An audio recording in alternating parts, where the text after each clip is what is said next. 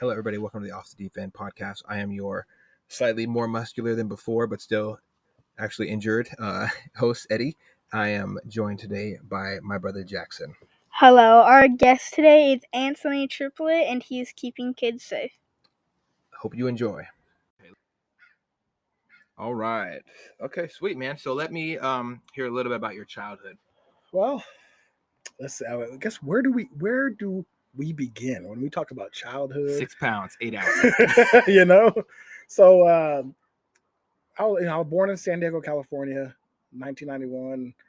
My parents moved to Washington State when I was one. Mhm. So I don't remember living in California at a young age, but I remember the stories and them telling me, we lived in the hood and all this stuff down in San Diego. It was a different time.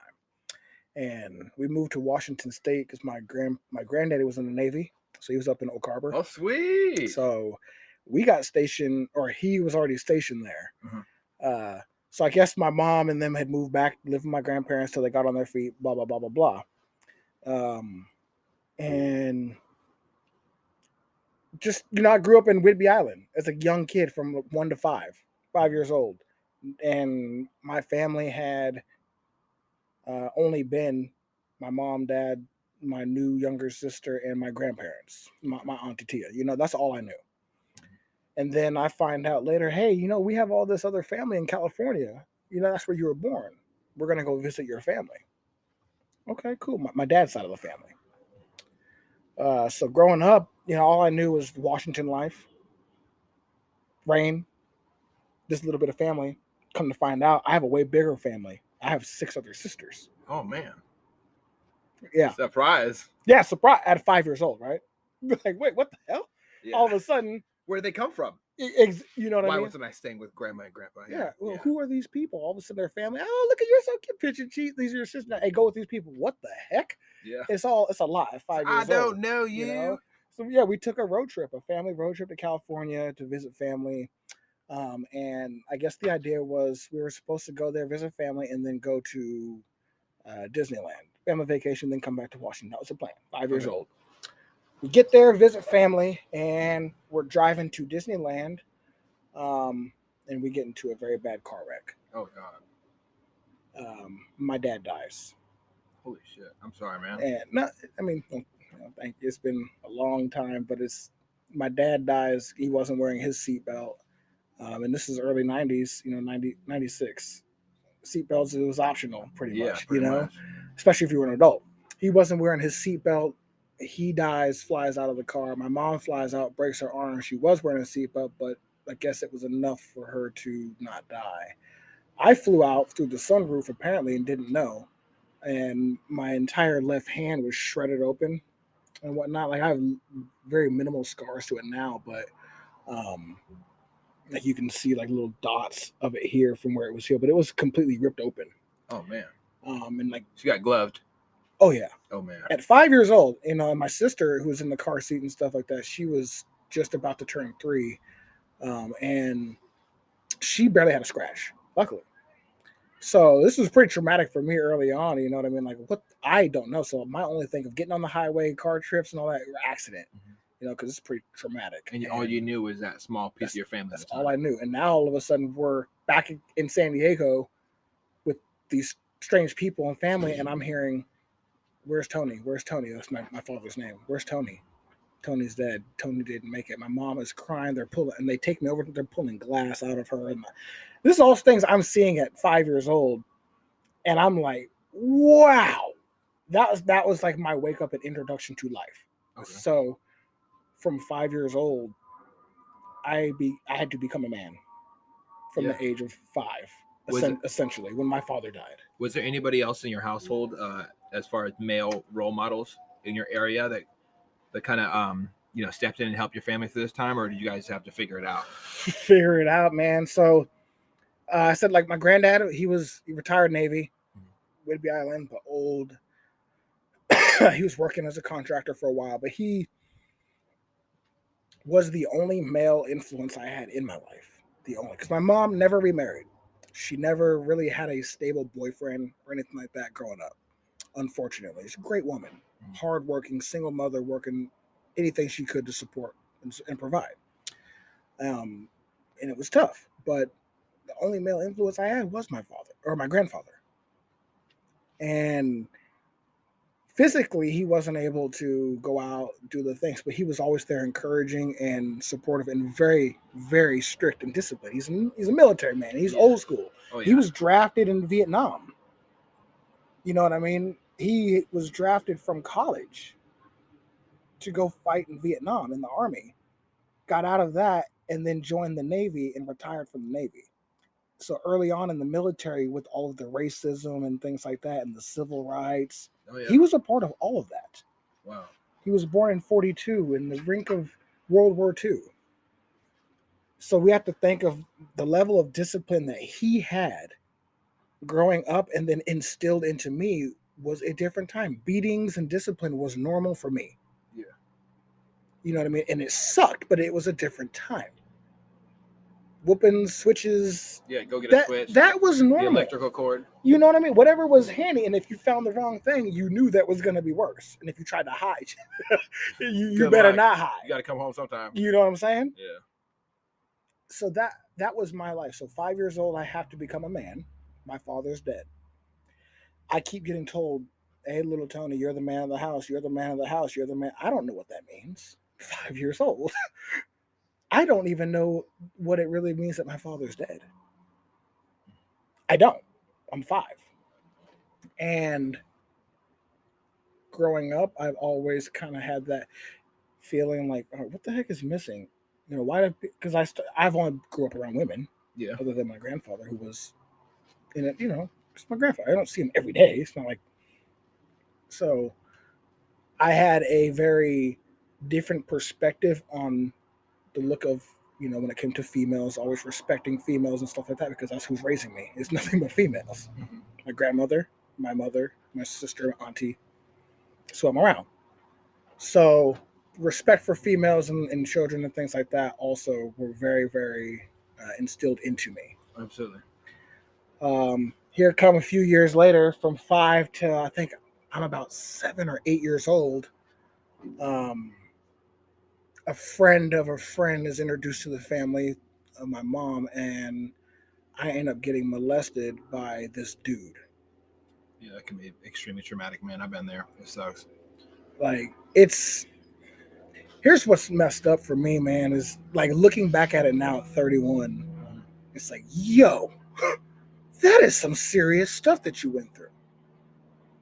But at the time, you just roll with it and keep going through life.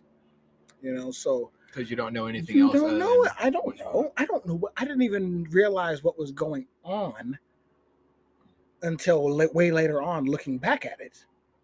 That seems like the same type of response I get a lot of people when they talk about things like this, because when you're first introduced in the world, you're supposed to, you know, have your mommy and daddy, or your daddy and daddy, or mommy, whatever, right? You look up You're to supposed adults. to have your family, and you look up to adults, and they're supposed to guide you and protect you and keep you safe from the bad guy.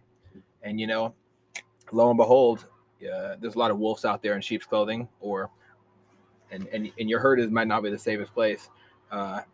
People that prey upon children are the biggest scourge of this entire society. How many people? I don't know one woman who hasn't been preyed upon. Right. I don't know a lot of guys who haven't been preyed upon, and the stigma that guys don't get molested is complete trash. I mean, It's trash. It happens. I've been roofied. I've gone through the ringer, man, and it happens more often than you would think. But the stigma is, if you speak up as a man and say something about it, you're gaslighting, or you're a pussy, or you're a victim. You're not strong. You're not strong. Then you start. You're not masculine, and then it's like, oh well, if you grew up with nothing but women, no wonder it happened. Wait, what the fuck kind of response is that? And you wonder why men don't want to step up anymore, because when we do, or we do talk about it, we get those comments. And I did that a lot of time. It's from other broken men who say shit like exactly. That. And I did that experiment on my Facebook alone with 2 different posts, specifically just to see. And the women started throwing shade. And then I do another post out there, and it's like, no, we want men to open up, blah, blah, blah. It's like, you see, this is exactly why. Because 2 posts ago, you guys were coming for us like we wasn't shit. And then now they just generalized too. I think I was a part of this social experiment. You were. You were too. But it showed it was me, you, and one other male on there who were coming together as 3 males. Yeah. That was beautiful. That moment right there. And it wasn't like to drag her down. It wasn't. It was like, just, listen, look, not all guys are dirtbags. Exactly. Don't put us all in the same book. And Oh then, man, cheat. Yeah, you fucking and then wish. that one comment for that one. So you're saying you want us to be your mother? Blah, blah. I was like, so you're telling me love, care, and affection is acting like my mother? Come on now. No. And then you notice she didn't have any other response. Yeah, do better. Sorry. She had no other response as soon as I said that. But so for me, yeah, I'm molested. I think I was like 7, about to be 8 or something like that. I'm molested by this dude. His name was John. I'm never gonna forget this motherfucker. And if I ever see this motherfucker again, retribution. No. I just want to talk. Oh. I would sit him down and just talk. I have that much self-control. And that's one of the things that I can pride myself on is my self-control and my actions. My mind and words, that's why I throw all my chaos on Facebook or social media. I throw it out there that way because my actions in real life, I want people to see is like, no, I'm actually a genuine person. You know what I mean? People can think what they want online, but when they see me, my actions in real life and see what I do, and I'm actually a caring, giving person as much as I am, people start to realize and they start to look within themselves a little bit differently. It's like, okay, how much of that was I really looking into about him? How much of that was I judging about him before actually knowing him? You know what I mean? So 3 of us the other day on Facebook, 3 dudes that never met each other coming together in a small sense over one post. It was pretty nice to see 3 males come together in that aspect. It was nice to see because you don't see that too often. Usually it'd be just a bunch of other hate bashing right back to keep it going, but instead the conversation pretty much got squashed because of facts and pretty much pointing out not all dudes are the same. Absolutely. And then I get this thought in my head, okay, I have to protect women and children. I get molested at 7, 8 years old. That fucked me up. Why am I always protective of these people? Self-conscious or subconsciously, I don't know. It's just it was in my nature growing up, going to school, middle school. I'm the protector, looking out for bullies, looking out for people who are, picking on or trying to roofie a girl or something like that. I don't like that stuff. I never have. I'm not going to be a part of that growing up. I've always been that way. And there's been girls reaching out to me on my Facebook from high school, stuff like, yeah, I remember, going to parties and being happy that you were there because they knew that it, like looking back, I'm like, dude, I didn't think that was a big deal, but they remember stuff like that. You're a true community servant. Yeah, man. I mean, because look at what happened to me at a young age, and there was nobody there to help me out. Damn. You know what I mean? Nobody was there to help me out. I haven't talked about that at all up until I told my mother about it before she passed in 2019. My condolences, brother. So when that happened to me, I never spoke about it until I talked to my therapist in 2018 when I got out of, it was 2018, when I got out of the military. I had to tell my therapist because I was starting to get this rage and anger because my oldest daughter was coming close to that age and there was some shit that was going on around the school and shit that I didn't like. And I couldn't figure out why I couldn't focus on what the heck was going on. And I told my therapist about what was happening to me. And he said, it's probably because your daughter is close to the age where you experienced your trauma and she's a girl. And you're starting to get this feeling that it's possible. So, even though it hasn't happened to her, but it happened to a friend of a friend, that's too close. Absolutely. So the therapist told me, he's like, that's probably where a lot of that is coming from, and to look within. And he actually started telling me, you're going to have to release some of that, and you have to tell your mother. And my mother and I's relationship up until that point was not the best. Not because of that, but because of just growing up situations where poor, all of my money was going to her, and I always had a resentment, this, that, and it's just a lot of back and forth. You know what I mean? Absolutely. That I didn't understand at the time until now looking at it, it's like, fuck. And here we are. I tell my mother what happened. She breaks down. And I don't talk about it again until I think I talked about it on like the second episode I ever did on my podcast once. And it was like on a live on a Facebook or something like that when I was first starting out. And that was the last time I talked about it. Then I start to realize now I have my second daughter who's around the same age. And now things are even crazier. School shootings, all this stuff is going on. And I think about how I grew up because now I'm raising my kids. I'm being told one thing by this woke culture narrative and stuff like that. But then I'm also raising my kids and want to show them what the reality is. So I have to really, when you say, what's it like growing up? I really look back. Growing up, it was tough. We don't know what it was like if we were going to make it to the end of the week, if we were going to eat. Sugar water and macaroni, 10-cent macaroni boxes, top ramen, making it stretch, big bags of rice that was growing up. Up until 18 when I moved out and joined the military. What was the ultimate contributing factor to you wanting to sign up for the military, just to leave there? A lot of people that I talk to, usually they say they want to just get out of the area or get away from whatever their current situation was. And some other people had this weird calling of like call to serve. It's called to serve, yeah. Right? Yeah, it's just in their heart. The American Eagles in there, like freaking out in their heart or something. I've heard that, man. I had to really look within and because I always, got to ask that question, especially as a young soldier. Why did you join the military? It was in boot camp.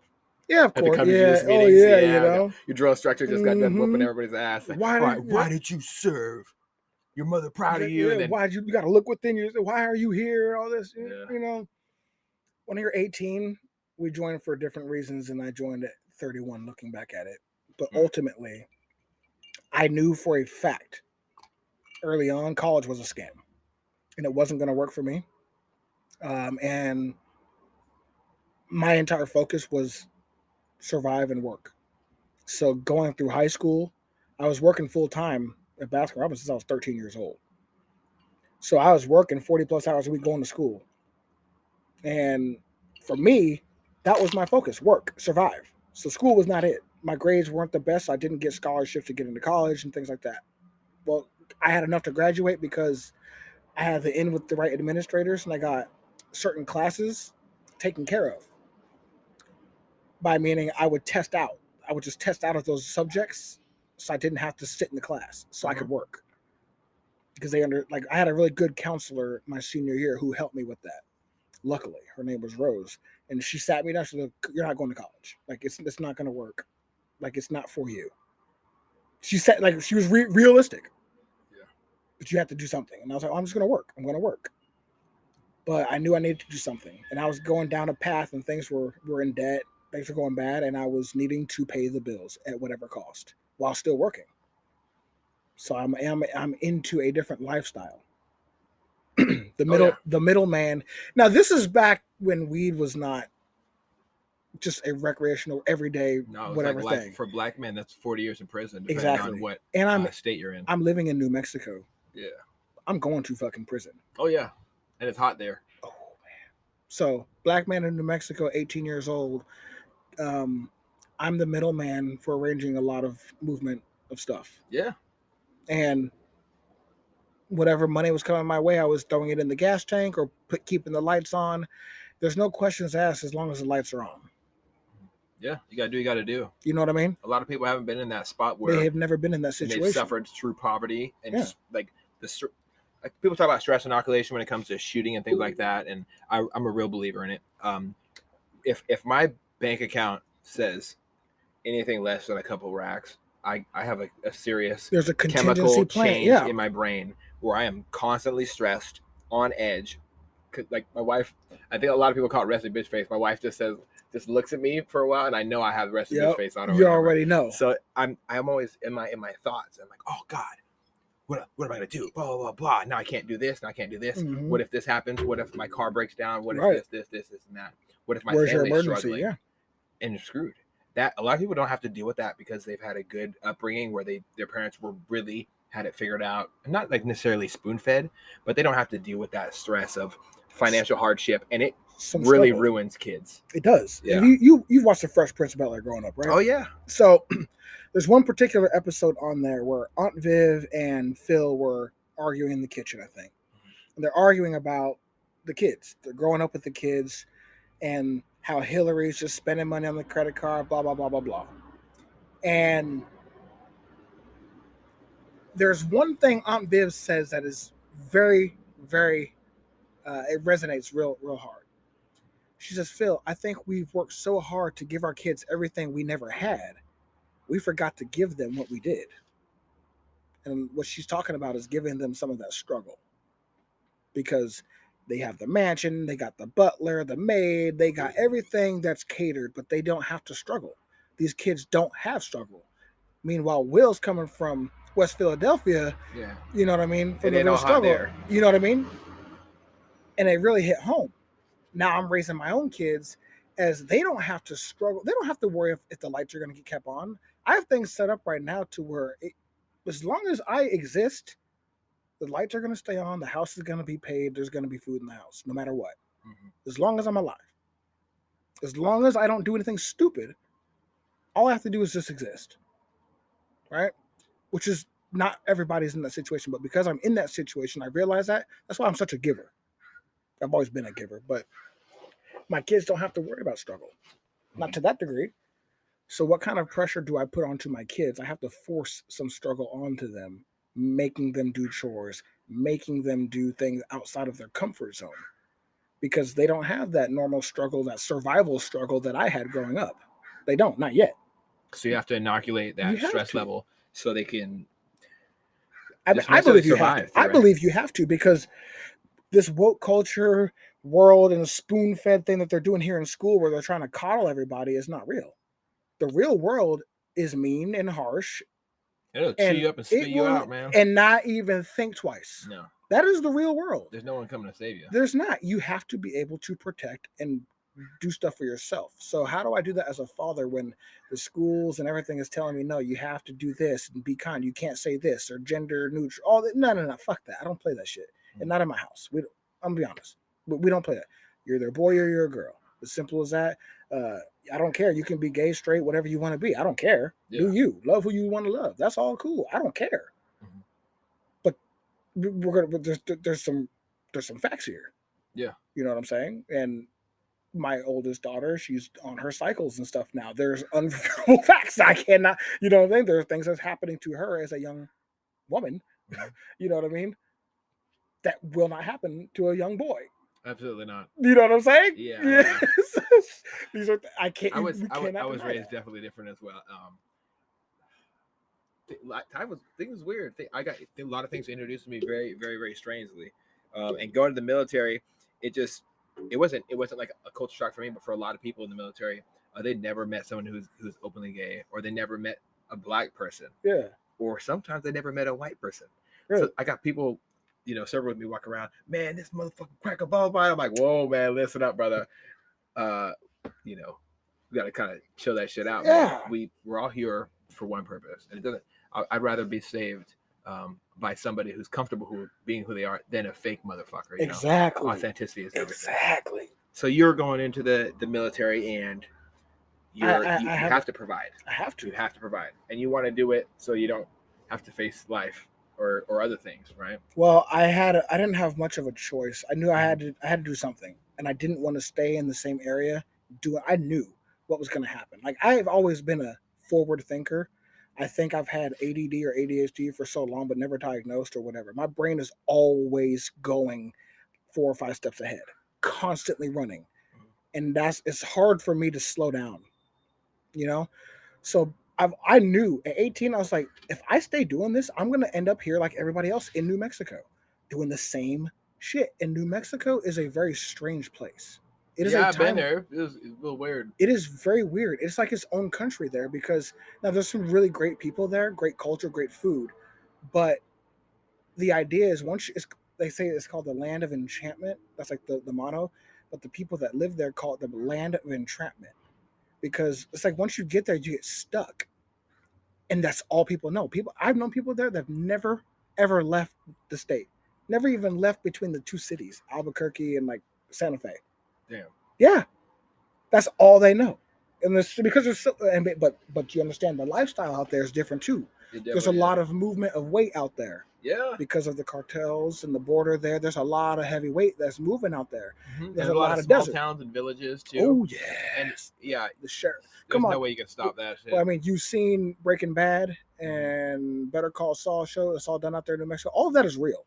It's 100% real. It's just like that. And that's the part of the life that I was involved in. But luckily for me, getting out wasn't hard. The guy that I was in with was a good dude. He was just in the game. Yeah. But he had a good conscience, but it was just the game. Moving weight.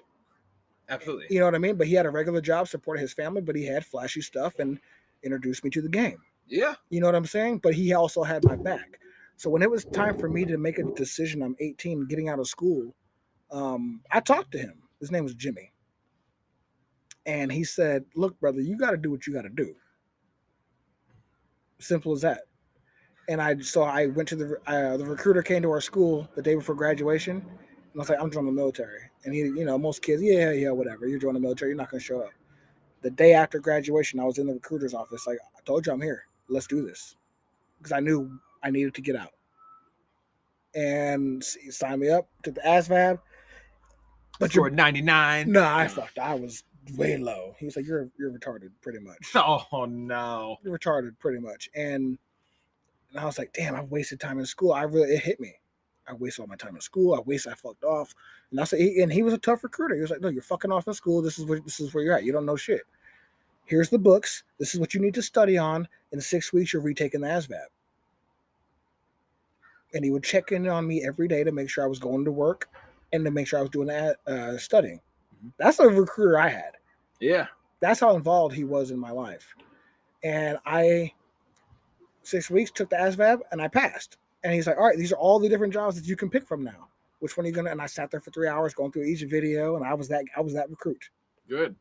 And I picked combat engineer, right? Cool, we got you signed up. Go to MEPS, do all the shit. Here's your ship out date. It's in a few weeks. Cool. Here you swear in. What's the first thing they tell you? Do not get into trouble. Do not lie and don't tell them. If they ask you if we lie, don't do it. The moment of truth is what they call it. Did your recruiter tell you to use fake piss and all this stuff? Man, I smoked weed the day before. You got it. I pissed clean though. But because you were fit. I was so horribly fit, man. I was running 10 miles a day. That's the thing. People don't realize when you're fit, you could clear out in like an hour. Like, but people don't realize that it's the fat cells where it holds on to and stuff like that. But someone asked me once, how do you get in the Navy? I said, by the grace of God. They got told no. For real. I'm like, well, dude, and I'm like, dude. Well, if you think about it, it's a lottery shoot, man. Because less than 1% of our culture has ever served. I was 18, young, dumb, full of cum. You got to think about that's ridiculous, and it's all volunteer service. So like, there's a 99% disconnect with our own population that's never served. Yeah, that's a huge disconnect. Oh, and guns are weird to them too. Exactly. I mean, we're gonna tap into that later. I wasn't even introduced to weapons. A gun. Well, I never shot a gun until I was in the military. It was all knives and fighting. I'm sure we'll talk about it. But yeah, man. So you go to the military, right? Yeah, joined the military. So you signed up for the Marines, and then you started eating crayons. No, I'm joking. So you went out for Army. No, I actually originally was thinking about the Marine Corps, and it was 2009. The war was still pretty hot, and they were like, "No, you test. We're gonna pick your job." And I was like, "No, I'm cool. I know exactly. I'm not going to infantry. Like, no, fuck that. Yeah. I want to do something that I could actually use some skills, but still be in the heart of the fight." So I talked to the Army recruiter. So I went in and I talked to the Army recruiter. I told him I'm here. I signed up, got the job, combat engineer, right? With 12 Charlie identifier at the time, or 21 Charlie identifier, which is bridge crew member. Okay. And I thought, all right, cool. I'll be doing float bridges and stuff on the river. I'm not going to Afghanistan. There's no water, stuff like that, right? Lo and behold, I didn't know. No, son, you're a combat engineer first. Yeah, first the C word, combat. Yeah, I didn't realize that. Yeah, so I joined the military, and they tell you, what do they tell you? Don't get in trouble, after you raise your right hand. Because I was on delayed entry. Your ship date is in a few weeks or a few months. Yeah. Or a few weeks. Don't get in trouble. You belong to the Department of the Army now. Yeah. Your life is forfeit. So I go to work. I'm good. My recruiter checks in with me once a week. Everything good? Cool. 2 weeks in, everything good. 3 weeks in, Triplet gets arrested. I haven't shipped out to boot camp yet or to basic. I get arrested. I get arrested because... Walking while black. Pretty much. I was in my neighborhood, parked right down the street from my house, like 6 houses down, parked because there was no parking on the street. Coming home from work with my girlfriend at the time, we were having an argument in my car, sitting in the car, just arguing. That's the best place to argue. Just It's like talking. away from family and We shit were, like and that. we weren't even yelling. We were just talking, kind of like we're talking right now, but she was crying. Oh. Right? The neighbors called the cops and said that I was being suspicious and irate with this young white female. Oh yeah. So being black dude in New Mexico doesn't look well, and then and it's close to midnight. I have a blacked out windows in my car parked. It didn't look well. Yeah. And my car smells like weed, right? And I had not been smoking or anything like that because I had already joined the military or sworn in and all that. So my mindset was just military. Yeah, I'm clean. good. Yeah. I'm good.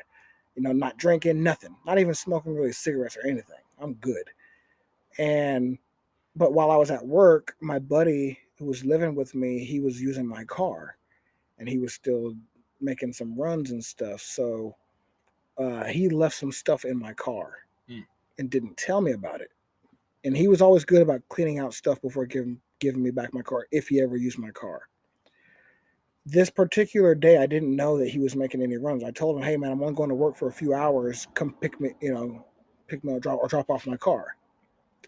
So he drops off my car, and he goes back out. I'm like, all right, cool. I thought everything was cool, nothing in my car, because I didn't know he had already made a run or anything. I thought it was just a normal day. Yeah. So when the cops show up, they come, check me out for being suspicious and irate or whatever the fuck they were saying. He's immediately screaming at me, telling me that you're on drugs and where's the drugs, blah, blah, blah, blah, blah. And I'm like, what the fuck are you talking about? I don't have any drugs.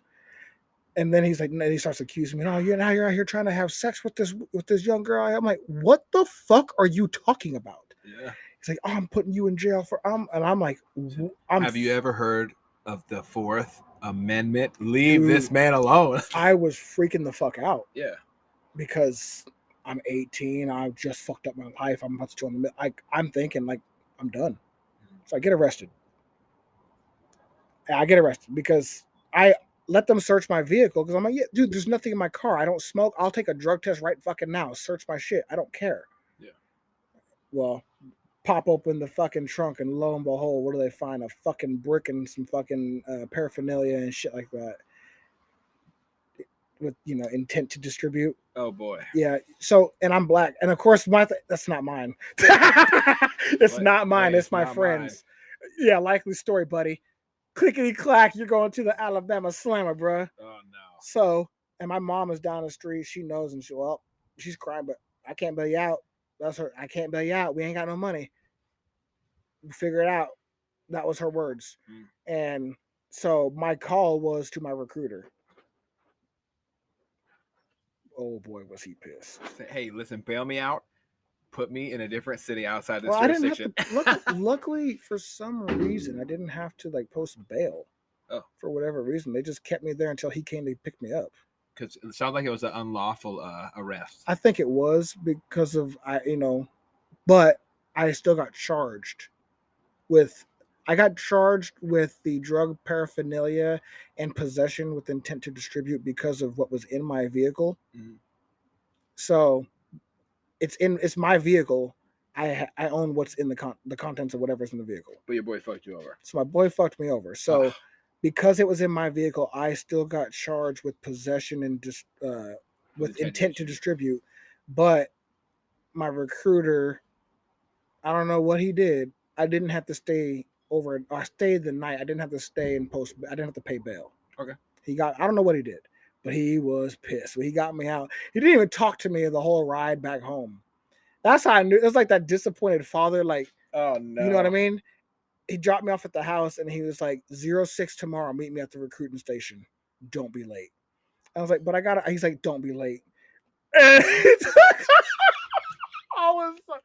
I was crying, man. I'm freaking the fuck out. So my first, because you're trying to change your entire life and it's all jeopardized. My next call is to Frankie get your fucking ass to my house. Yeah. And at this time, I was about to beat his ass. Yeah. Like, I was about to beat his ass. Yeah, you're looking at a lot of years. You if know? you had a brick. Yeah. Well, here's the thing. I still got charged, so I had a court date. So first was to go, because they gave me the charge. I had to go to, it was like a plead hearing or whatever it was, to either plead guilty or not guilty for the charges. And I pleaded not guilty, thinking that if I did that and I explained why, they would drop it right then and there. The judge wouldn't even let me finish. Because when I went up there, she was like, okay, this is for case whatever, guilty or not guilty. And I said, not guilty, because she's like, stop, sir. We're not here to discuss why. It's either guilty or not guilty. And who is this? I was like, well, this is my friend Frankie. He's the reason why. It was his stuff that was in the car, and he's here to admit to it. And she's like, so he did the right thing. I made him come with me. Yeah. I didn't give him an option. Oh, yeah. I didn't give him an option. Well, was he willing to before you said, listen to either this or that? Like I said, I didn't give him an option. Oh, shit. Okay. I wasn't giving him the option. I was like, you're going to own up to what this was, because I'm not fucking over my life for your shit. Yeah, and if you're going to be a criminal, you got to be willing to own up to your shit. Yeah. Take your charge, dog. Like, you know the code. It's called catch your charge, and I'm not going to catch a charge for you for shit I didn't do when I'm trying to get out the game. 100%. But I'm trying to, it's not happening, bro. No. Just because you fucked up your life and you couldn't get out of and get your GED at the time doesn't mean I'm fucking up my shit. Yeah. So, like I said, I didn't give him an option. I didn't ask him, and I would not let him leave my side up until we had that court date. That's how I'm talking. Like, he was with me everywhere I fucking went. Yeah. He was holding on to my fucking hip. I did not give a damn. If I went to PT in the morning with my recruiter, he was there at PT with me. It's good. And my recruiter made sure as well that happened. And looking back at it now, it's like, bro, that was kidnapping, but that's technically. Yeah. Well, you know what? Some would say that. I would call it a violent request. Mm-hmm. No, it was a mutual request by him not wanting to catch the charge with hands. He did the right thing. Yeah, he didn't want to catch these hands. He just wanted to be a good friend. Yeah, he wants to survive. Yeah, man, he wanted to survive. He wants to survive. I would never. Because I don't know what I would do if I was in your shoes. I would. Bro, because my recruiter did what he did, I went to plead not guilty. They gave me a trial date, so now I have to go to trial and hire an attorney. Oh, I can't afford an attorney, so guess what? I get a public fucking defender. Great. Yeah, that's an L. And guess what? Because I have to go to trial, my trial is now scheduled for 3 months later. Delayed entry. Yeah. But guess what? Because I'm in trouble with the law, he's making up other reasons to why I'm delayed entry. Mm-hmm. School reasons, I hurt my toe, whatever. Anything he can to buy some time so they don't know, because he can get fucked as a recruiter for helping me in the legal situation. Oh, super bad. Yeah. You know what I mean? So, but he had that good of a heart to help me out. So long story short, I had to wait 3 months. So he's pushing out anything he can do. He finds a way.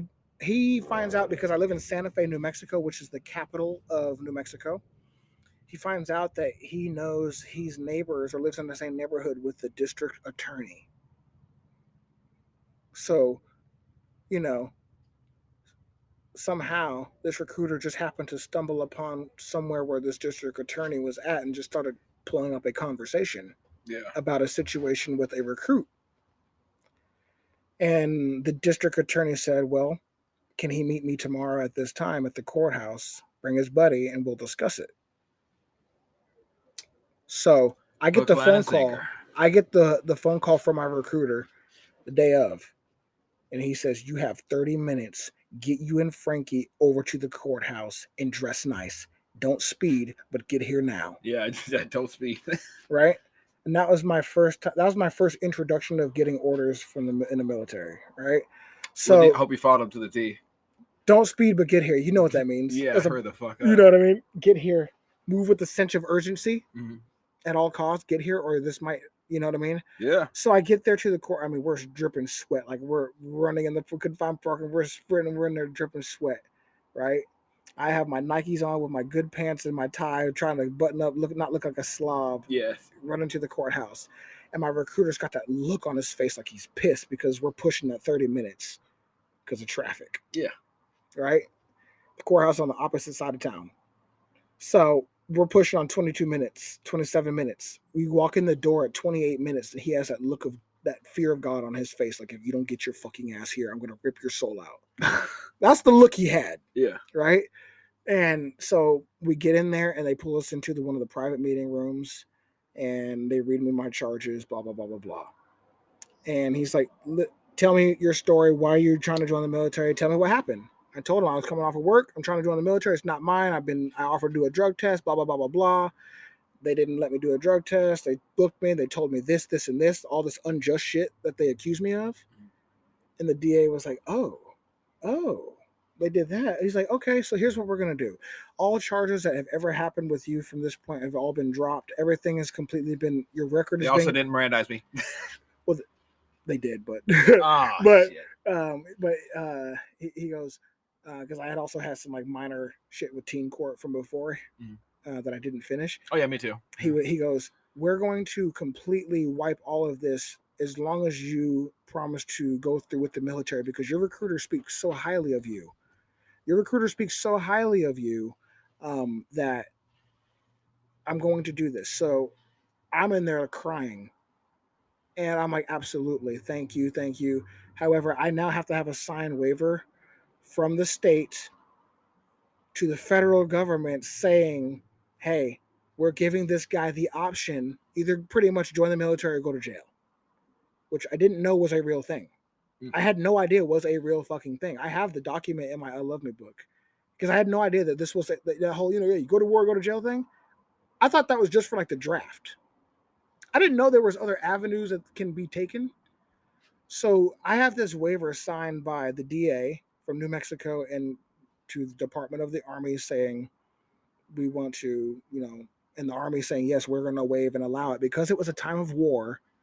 I didn't get a bonus, but I got the Army College Fund as a incentive, right? But because it was a time of war, they allowed my waiver to come through. Yeah. Because the war was hot. And because the MOS I picked, they already knew I was going to deploy. So the military had already, because as soon as they get you, they plug you in as a number. Yeah. Fresh recruit, 12 Charlie, combat engineer. They're deploying how soon? Oh, perfect brand new body, immune to everything, and he's going. The military sees that as an asset. Yeah. Right? So what do? They were starting handing out waivers like fucking candy. Of course. So I was lucky enough to get that waiver up until the drawdown in 2011, 2012, with Obama and all that bullshit that they were doing. Oh, yeah. Big mess. Remember that? The drawdown? Yeah. So I have that waiver, go to war, pretty much join the military or you're going to jail. And I was going to get 10 to 13 years for possession and whatnot.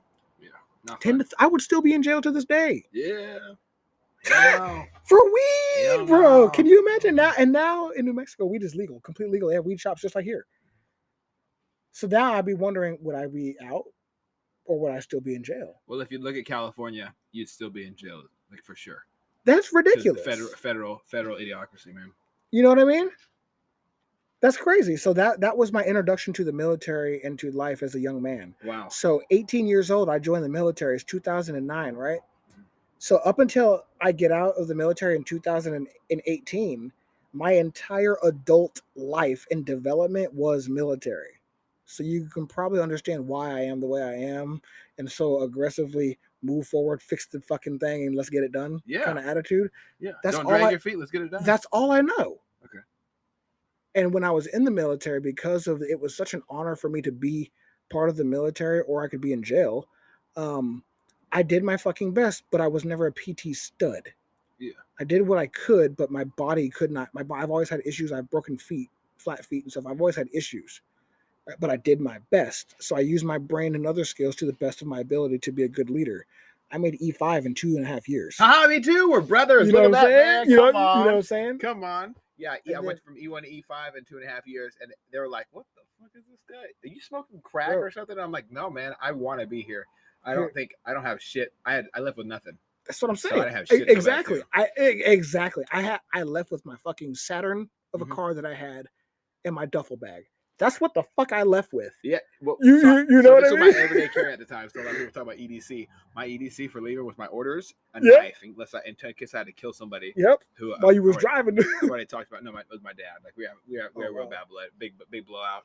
And then I had my girlfriend's number and her address written on a piece of paper, Really? and my sister's number and her address written on a piece of paper, so I could write my sister and my girlfriend. That's all I fucking had. That's it. But that's all you my needed. blue and yellow Nikes. But that's all you needed. Bag. Yeah. That's all you needed. That's all I needed, man. I had fucking hope floats, man. Hope fucking floats. But the military takes care of you. You have what you needed. You got you. shelter, beans, bullets. That's all you need, bro. Food and food. Yes, food. I'll take an MRE over a Navy food anytime. Well, the best part about the military I learned is they teach you to be happy with what you have, because you're not gonna get the nice shit. No, fuck no. Unless you're SF, in the Air Force. Unless you're Air Force or SF or one of those high elite units, you're not gonna get the nice shit. You're gonna get the busted shit, and you're gonna make do with the best, and you're with everybody who has to deal with the same busted shit. Embrace the suck. Embrace the suck. From the captain all the way down to the private, everyone's dealing at the company level. Everybody's dealing with the same bullshit. And that's what I love about the military. When we go to the field, from your company commander down to the private, you guys are out in the field, in the shit, the shit together. 100%. And I was in a field unit. I mean, I'm a combat engineer. All we did was either train to go to war or deploy. That's what we do.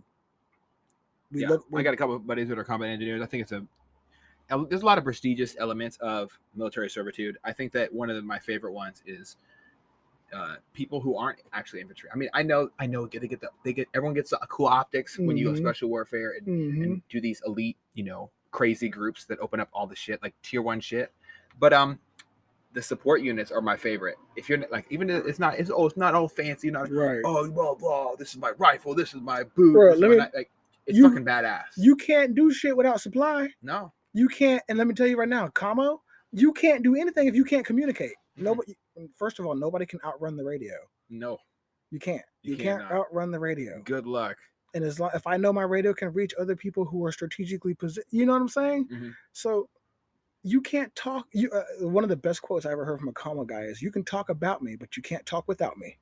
100%. And I love that. And I was like, you know what? I love that. That's awesome. You got to steal that one. But as an engineer, because the engineer world is so different, because there's only 2 MOSs in the engineer world that are combat.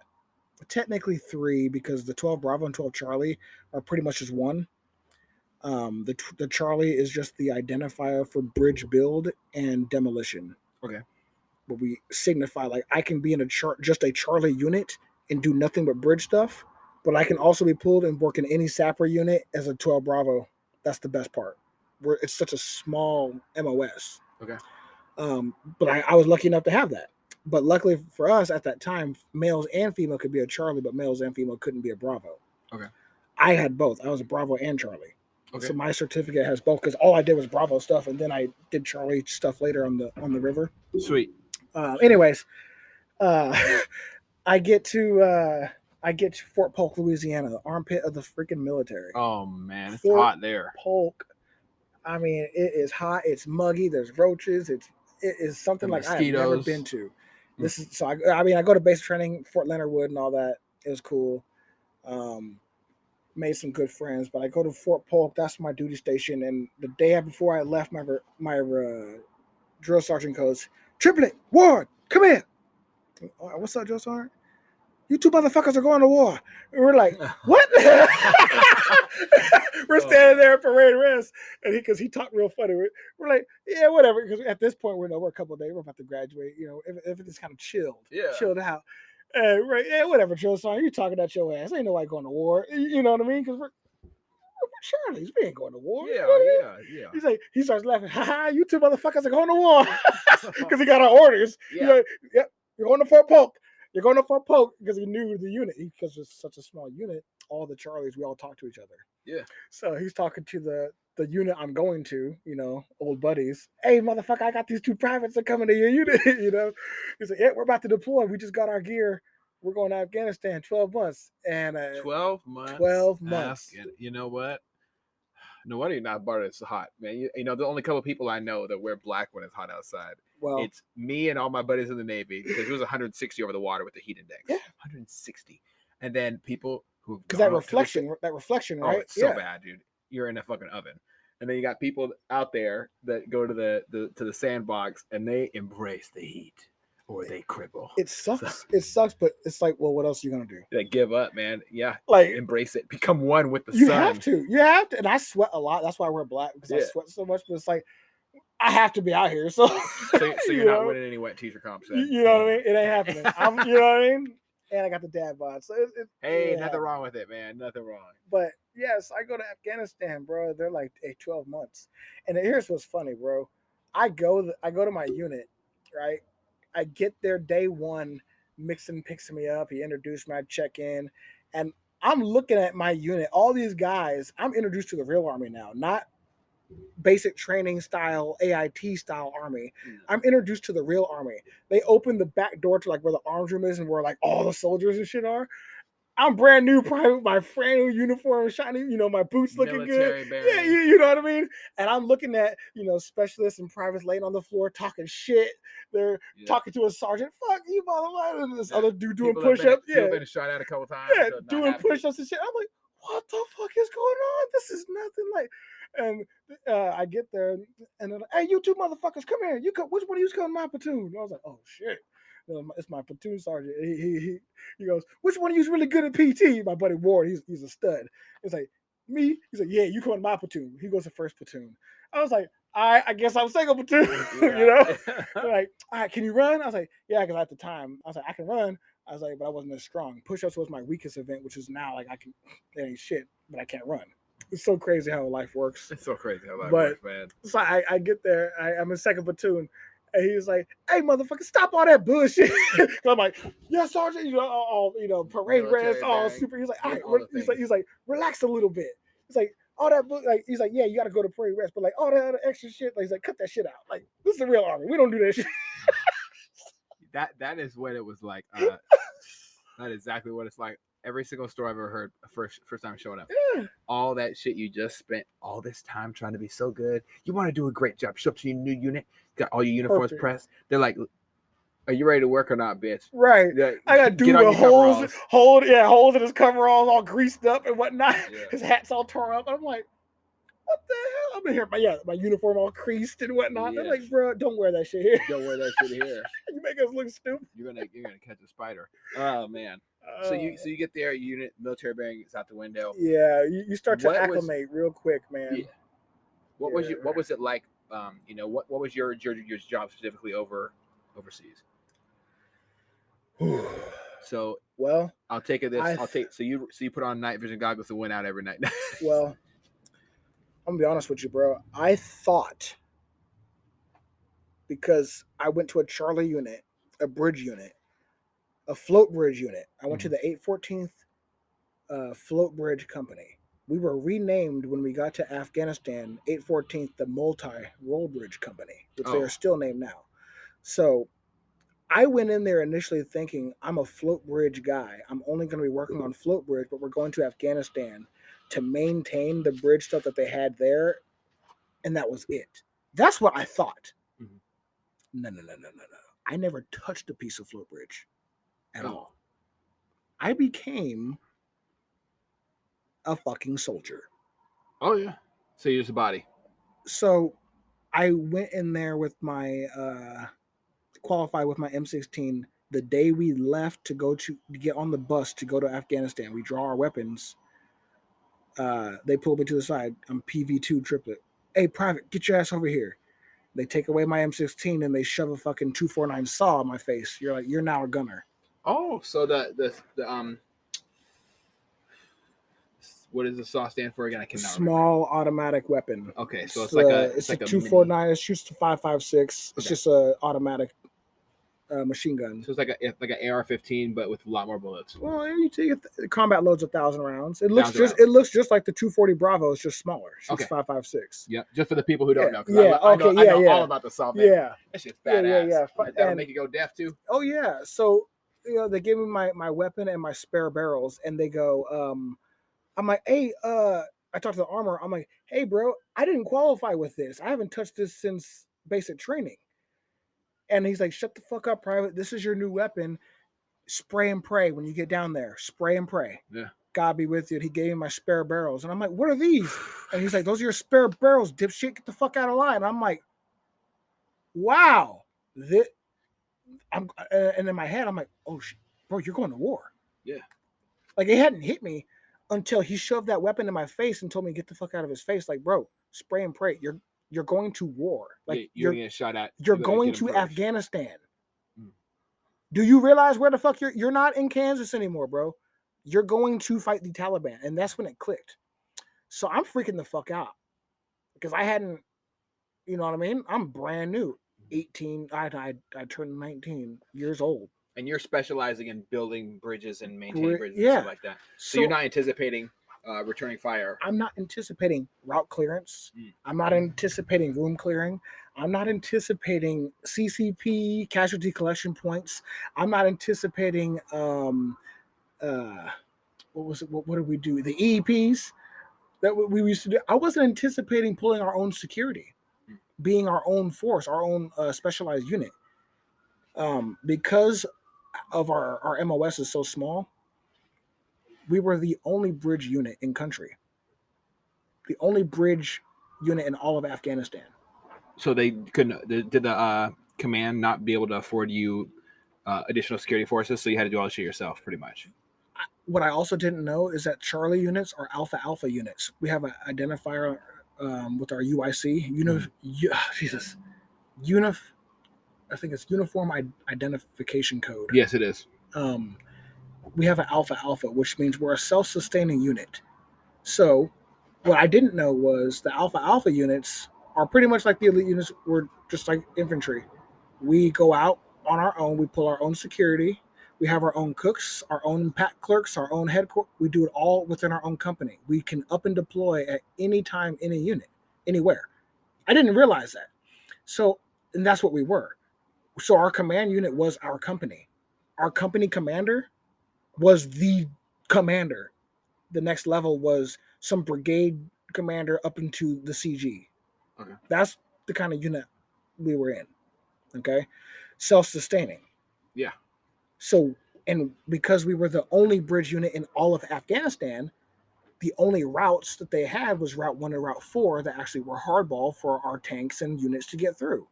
So when the bridges go down and the Taliban blow the bridges up and take the metal for shrapnel and shit like that, guess who has to go out there and repair these bridges?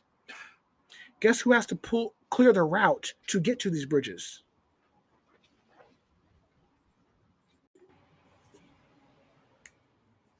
So I didn't know that we had to, like I said, clear our own bridges, our routes, pull our own security.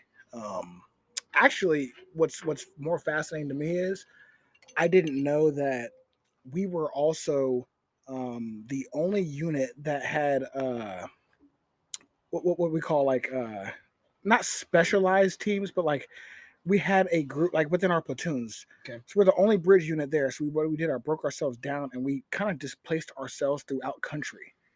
Just our one company. Oh, and a company is how many people? Just for the people who don't understand. So in our company, I think at most our entire company. Let's see. I think we had close to 200 people. Okay. In our company. So it would be like a department in the Navy then. Yeah. Aircraft carrier size. We had 2 platoons, which was our line platoons, first and second platoon. Those are like the main grunts, the soldiers that do all the main stuff. Mm-hmm. And then we had our 1 platoon, which was our support platoon. And that's where we had our mechanics and our heavy equipment operators, the guys who would operate our bulldozers and crane. And then we had our headquarters platoon, which was like the first sergeant commander, their drivers, our admin clerk, the cook, bus driver, stuff like that. Your HQ. Yeah. And so they were obviously the smallest, but each of the line platoons, I think, had close to like 42, 45 people. Okay. Each. But first platoon, so I thought we were all going to be like one company together and we would just go out on missions and stuff. No, we were specialized. So first platoon, their assignment was going to be go down to the Helmand River. And they were going to do float bridge. They were going to put a float bridge across the Helmand River so we could have guys go close to the border of Pakistan and take care of business. And they were going to stay down there and maintain that 24/7. So we never saw them pretty much. They went and it was this really blackout cob. It was called Cobb Pain. Okay. Blackout, and this was out in the middle of freaking nowhere in the desert of Afghanistan, Helmand Province. Okay. Like there is no one way you go through the desert to get there. It's just make up your own route and get there. And if you've never just driven through the desert, it's not just like a flat ride. It is nuts out there. Yeah. So I'm driving through as a lead driver because we have to escort. Also, we're also doing security escorts. Okay. So this is how unique my unit was and what we were end up doing because we also went on missions with SF and Marsoc. So your That's- job is not an occupationally standardized. No, thing. this is when I say this is a specialty, and nobody stays in this job because it is back-breaking work. We are dealing with explosives every day. We are dealing with looking for explosives, using the robot, using the mine hound, using the different The mine radar. hound, that's that thing that that's a lead truck that catches the mines first. No. Mine hound is just a metal detector. Right? Okay. It's a type of metal detector. We have all kinds of different metal detectors. We specialize in every single one. That's how deep this goes. Like I can look at a route anywhere, and tell you what it would look like if someone was going to place bombs and strategically try to put IEDs anywhere. That's how in depth the science goes behind this for route clearance, looking for IEDs, how to make bombs, and all that. That's how good I am, or we are. I can blow up every single tree around here and make an obstacle that would not be able to be cleared unless a combat engineer knew how. Okay. That's how in depth we go and how specialized we go. That's just explosives part. Yeah. That's not even. So you have a. That's, was there a considerable amount of training that you had at your? We call it A school in the Navy. At your MOS school. Not necessarily. Or did you just learn this all on the fucking go? On the go. Oh so let me explain this to you. All I trained for, as far as Charlie stuff, was the float bridge, and that was 1 week of float bridge training in Fort Leonard Wood.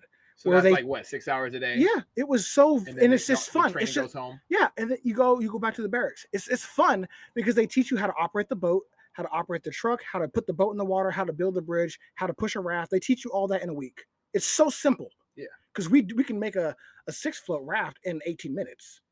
That's like a trained crew can do that in 18 minutes, easy. That's the standard. For a regular 6-float raft on the river. Now, my times could be off. I think it's like 18 minutes, or it's probably adjusted now. But a standard crew could put a 6-float bridge on the river and raft people across in 18 minutes. That's how good we are. So, and this is how small of a unit we are. So not only are we doing this, we have to know how to do the float bridge stuff, also how to escort people from point A to point B as security forces, because we pull our own security. So we have our own gun trucks, our own gunner, and guess who's a gunner? With the 249. Oh, you. But guess who doesn't get to be a gunner because for whatever reason, I got picked to be one of the drivers. So I was always a driver on our missions and then dismount. Every single mission, except for 3 missions where I was a gunner. 3 missions where I was a gunner. And this is not like you can. It's not like you can just bail out and just run away from whatever gunfire. You're there to accomplish your mission, and you have to get it done by any means. You don't leave. Where are you gonna go? Yeah, exactly. My brothers and sisters are there with me. First of all, yeah. Where the fuck am I gonna go? Exactly. I'm in the middle of Afghanistan. Okay, so we're escorting 1st Platoon. Actually, let me backtrack because I messed this whole story up. I completely forgot about this. So I get to Afghanistan. Okay. I jumped straight to mission. Eddie, I'm sorry. I get to Afghanistan day 1. Afghanistan, we get our tents, our check-in tents, and I get pulled to the side. Triplet, get your ass over here. You're coming with us. They put me in a freaking van with like 6 other dudes and all my duffel bag and my weapon, and I'm gone, and they put me on another plane. And I'm like, where the fuck am I going? Because remember, they don't tell you anything in the military, especially if you're a private. No, just do what you're told. You just do what you're told. So again, and do it well. Please. I have no idea what is going on. I've been in Afghanistan 1 whole day, 24 hours. I literally have done the check-in training. You sign in, you get your chow, and you go do rollover drills, and you do all that basic check-in training. And then we're sitting down for not even an hour in the tents. I had just laid down on my cot. Hadn't even opened my duffel bag yet. And they're like, get your shit, let's go. Don't ask questions, shut the fuck up, let's go. That's what I was told. Yeah. All right. So I get my shit and I go. And I'm in this fucking van, and next thing I know, I'm back at the tarmac, and they're like, "Give me your fucking ID. We're getting on the plane. And I'm going to Leatherneck because we had flew into Kandahar. That's where we had checked in first. Okay. Leatherneck. I'm like, where the fuck is Leatherneck? This is a Marine base. Oh yeah, it sounds like it. I think you said Leatherneck. I'm like, oh, it sounds like this is a Marine base. We are the only Army unit on this Marine base. There's already problems there. Animosity problems because the Marines are, oh, we're better than you, kind of thing at that time. Yeah. At that time, now I look at it as we're all brothers and trying to, we're the best of friends. But there was some serious animosity we had when we were there because we were the only Army unit there, and we had a lot of fisticuffs from time to time. Fuck yeah! And that's just adrenaline pumping, and all the Marines that are in combat are males. They have to be. And you got testosterone going. Testosterone. When testosterone flows, you either fight or fuck. Here's the thing: we were the only Army unit there that was actively going out every single day and getting fucked up. So we had seen combat that these Marines hadn't even seen. And they were, we were at the smoke pit and a lot of them were talking about your fucking Army, blah, blah, blah, blah, blah. You know what I mean? It's like, hey, motherfucker, I've been out here every fucking day and I just got blown the fuck up yesterday. Yeah. And we would start scrapping right there at the smoke pit. That's a serious, it's like a discredit of you. Don't you dare. 100%. Don't you dare. And these dudes are doing 3 to 6 months rotations while we're here for 12. A lot of these guys, we had seen them when we had first got into country. They had deployed, went home, and came back to country while we were still there. Within that 12-month span. That sounds like Tilo. He was there in the same area as you, I believe, for 16 months. Well, some of our guys got extended. Man. Some of our guys got extended for another few months, and they were my second tour. They wanted us to do that too, and I was like, "Nah, fuck, I'm going home." Yeah. Anyways, but so my first tour, we're getting there. I go to Leatherneck. I get to Leatherneck, and it's pitch black. It's like fucking 2 a.m. We get to Leatherneck, and they take me to this chew. They're like, "All right, it's 2 a.m. No. Excuse me.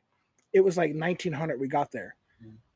1900, we got to Leatherneck. Now I remember. They said 02, meet us in the motor pool with all your weapon, all your gear, your weapon, and your barrels. We're going on a mission. Briefings at 02. Damn. Welcome to the party. Welcome to the party. This is my first 24 to 48 hours in country. Yeah. So I get there and I go 02. Guess what? You're a pack and you're a gunner. You're going on the mission. I have no idea what we're doing. The fixed bridges, we went there to do a recon. It was the left seat, right seat ride that you do with the unit that you're going to replace. This is what we did while we were in country, the things that we saw along the routes kind of thing, recon type of thing. Mm-hmm. And we were going to do a quick repair on a bridge. Well, guess where we were going? We're already in Helmand Province.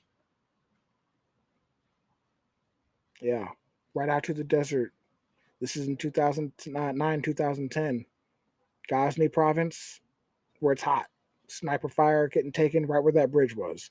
So this is my orders as a 19-year-old private in Afghanistan with a brand new machine gun I've never even fired. Mm.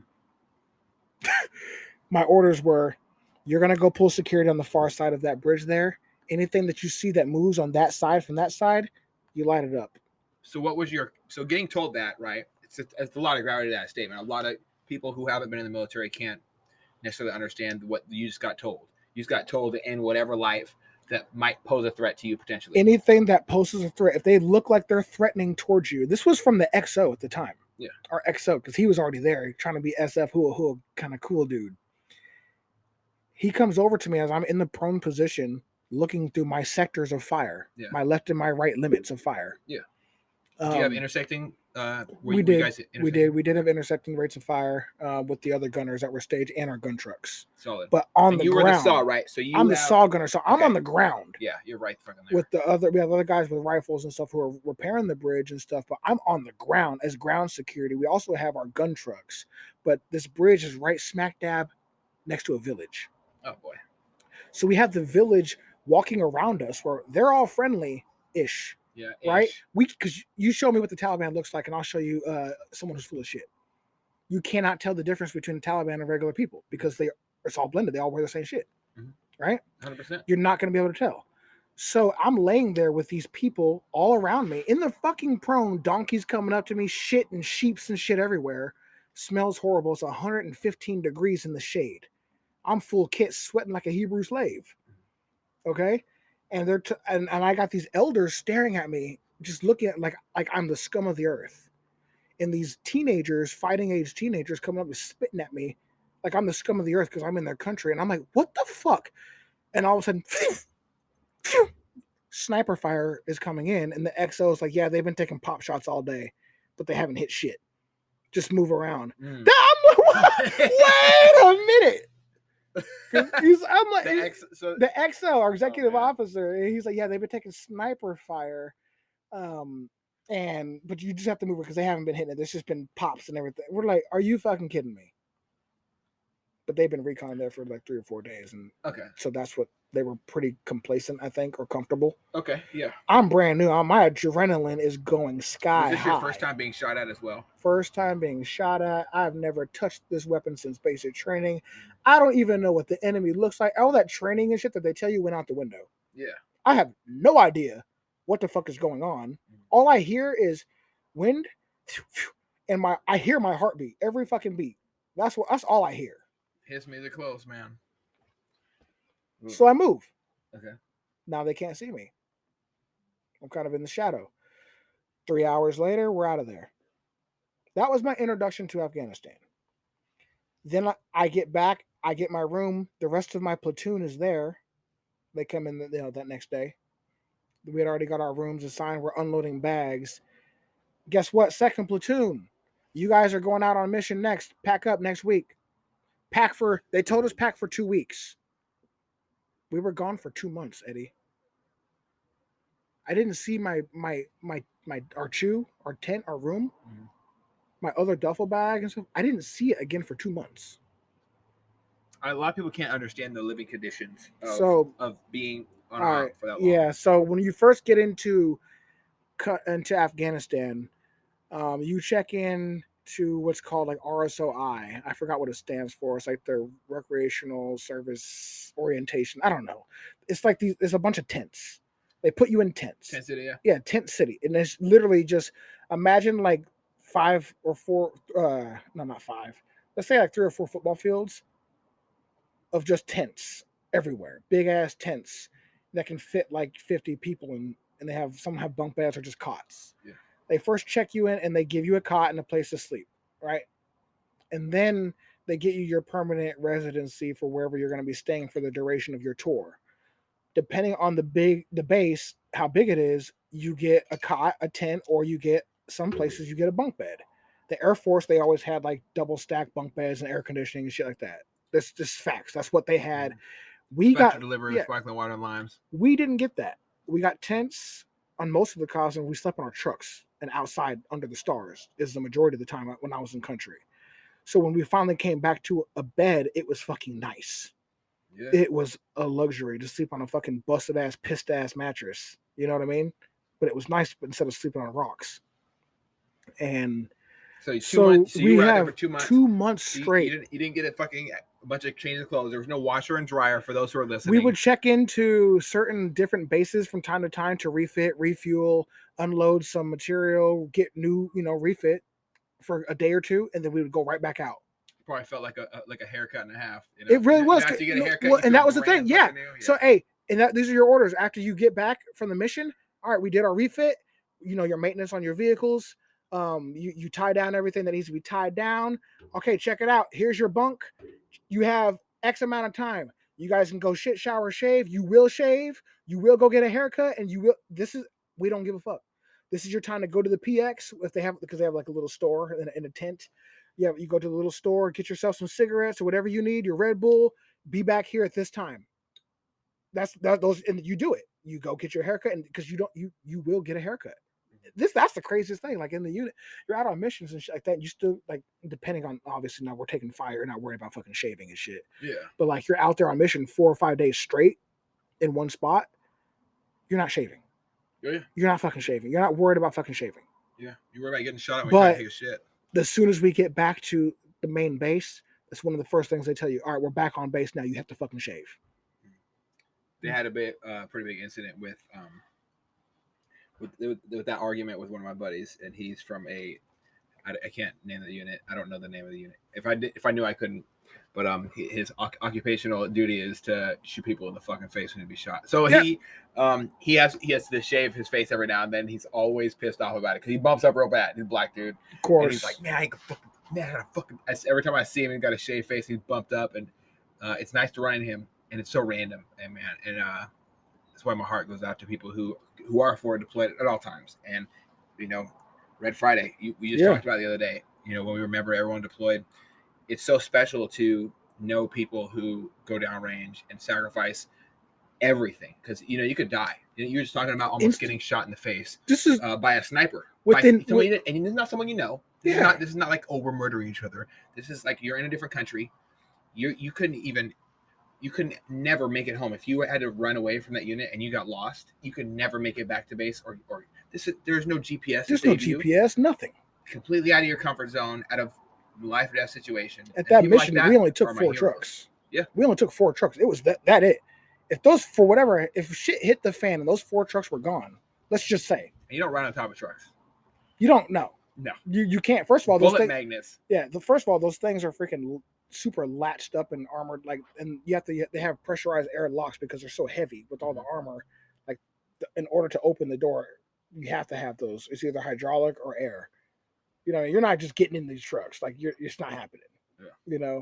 And we're not riding on top. It's not like it's freaking, the 80s where we're Black Hawk Down. Yeah. Get right on top. I'm not riding on the fucking truck. And I'm like, yeah, man. It's not like that. No. As a matter of fact, when I was there, the only time you saw Humvees were only on the base or by other national units. My buddy was just telling me they put plastic. Did they put plastic doors on the ones near you? Yeah, because we don't use them except for just regular. We just use them as regular cars on base. On base, yeah. Yeah. He was using them off base. In the beginning, still plastic doors. In the beginning, though. No, the whole time. And they were shooting. He was telling me in a Humvee. Yes, brother. When? There's no way. So I got hook up with my boy Tilo, but he was telling me all about what it feels like to have plastic doors as you're getting shot at while driving a lead Humvee.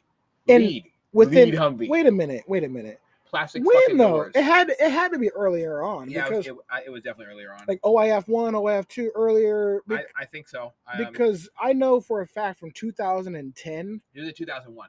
Okay, so and he was talking about that, and I'm like, you mean to tell me that they put? Yeah, so this is not Fisher Price, okay? That doesn't stop. No. So earlier, in the beginning, it was like this real soft shelled plastic like shit, and then they had like this real light armor type shit. So like if you remember like in the earlier 90s and 80s and shit when we were going, like they were going to Bosnia and stuff, they were putting sandbags and shit on the floor because that would help deflect if they did get explosions, right? And in Black Hawk Down, how they I forgot who it was. Yeah, it was Bill Clinton. He cut the military funding, him and his cabinet. So everyone knows the president's a figurehead. He just sits there pretty much. But Bill Clinton's cabinet cut the military funding budget so drastically. Yeah. It was, and like hearing about it from my buddies who are Rangers and their buddies, and hearing about from you guys about how they cut military budget, like it's ridiculous because in the Navy we throw things we don't want over the side of the ship. Are you serious? Yeah. Oh, and we blow up our printers. We have our EOD guys blow up our printers because we want to see shit blow up. Because they got to do their annual training, and they got to shoot. They got to shoot shit. Yeah. So, I mean, I guess that you're recycling. That's the way it looks. We are recycling. So, like, and I come as an engineer. We go by a motto. It's called Essayons, which means let us try. Because the engineer world is the gruntiest, pretty much, of the grunts. We make do with whatever we have, and we're pretty much the MacGyvers. Yeah. You put a combat engineer. We're going to MacGyver something to make it work or get through something. There's an obstacle that nobody else can figure out. Call an engineer. Yeah. We're going to figure it out. Because here's the thing. If we can't figure out a way, we're going to blow it up. We're just going to blow it up and get through it. Yeah. 100%. That's what we're going to do. We're going to breach through. We're going to get through. That's our way of getting creative problem solving at its finest. Hey, look, we're going to figure it out because what we do, and it's beaten into us as engineers, especially the higher you go in the engineer world, especially where I was at, it gets really embedded into you how analytical you have to be because every little detail and calculation matters, right? When you're doing demo calculations, there's no room for error, right? I have to make sure I have enough explosive to get the job done. Yeah. If I don't have enough, I fail. And people die. People get hurt. If if I don't do it right.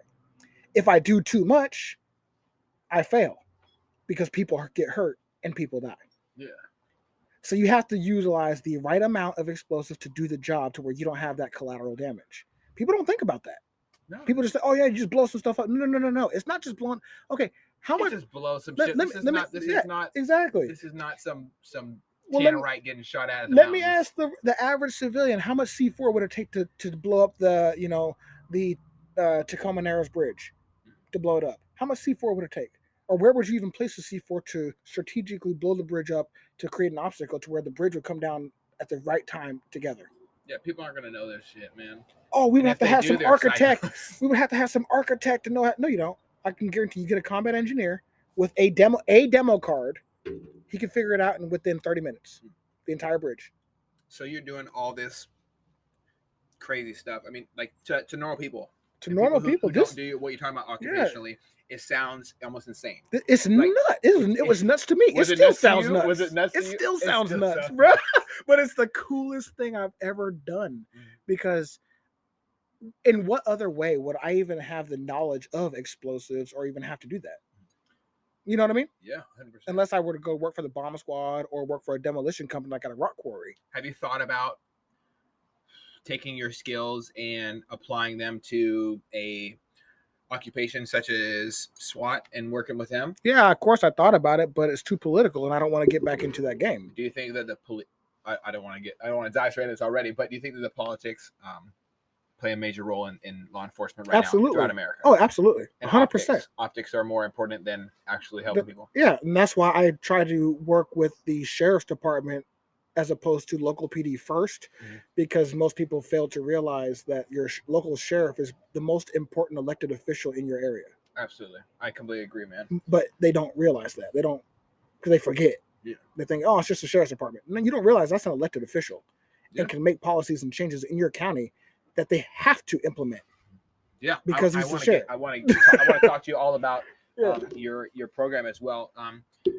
Just what would you say about the worst experience you've had in Afghanistan? Like, did you? And if this is, and as always, if this gets to a point where you don't want to talk about it, you can let me know. But what did you lose a friend? What had the most significant impact on you in a negative fashion that you've had to struggle and fight through? What was your sacrifice part over there? Damn, man, that's loaded question. That's a heavy one, but a really good question. Dealing with suicide after the fact is the hardest part. Dealing with losing friends who you served with, who you went through hell with, to know that they've taken their lives here when we're in the greatest country on earth, that is the hardest part for me. Are you thinking about making a podcast? Spotify has a platform that lets you make one, and if I can figure it out, you definitely can too. You can create your own content all in one place for free with zero hangups and even earn money as soon as you get started. Spotify lets you record and edit episodes from your phone or computer so you can go mobile, just like I enjoy to do. My favorite thing about it is that you can create video episodes if you wish and upload them to wherever podcasts are heard. You can even set up subscriptions, or if you're like me, listener support options for listeners to help you grow. I 10 out of 10 recommend the Spotify for Podcasters app. Or, why don't you just step over to www.spotify.com/podcasters to get started on your own podcast.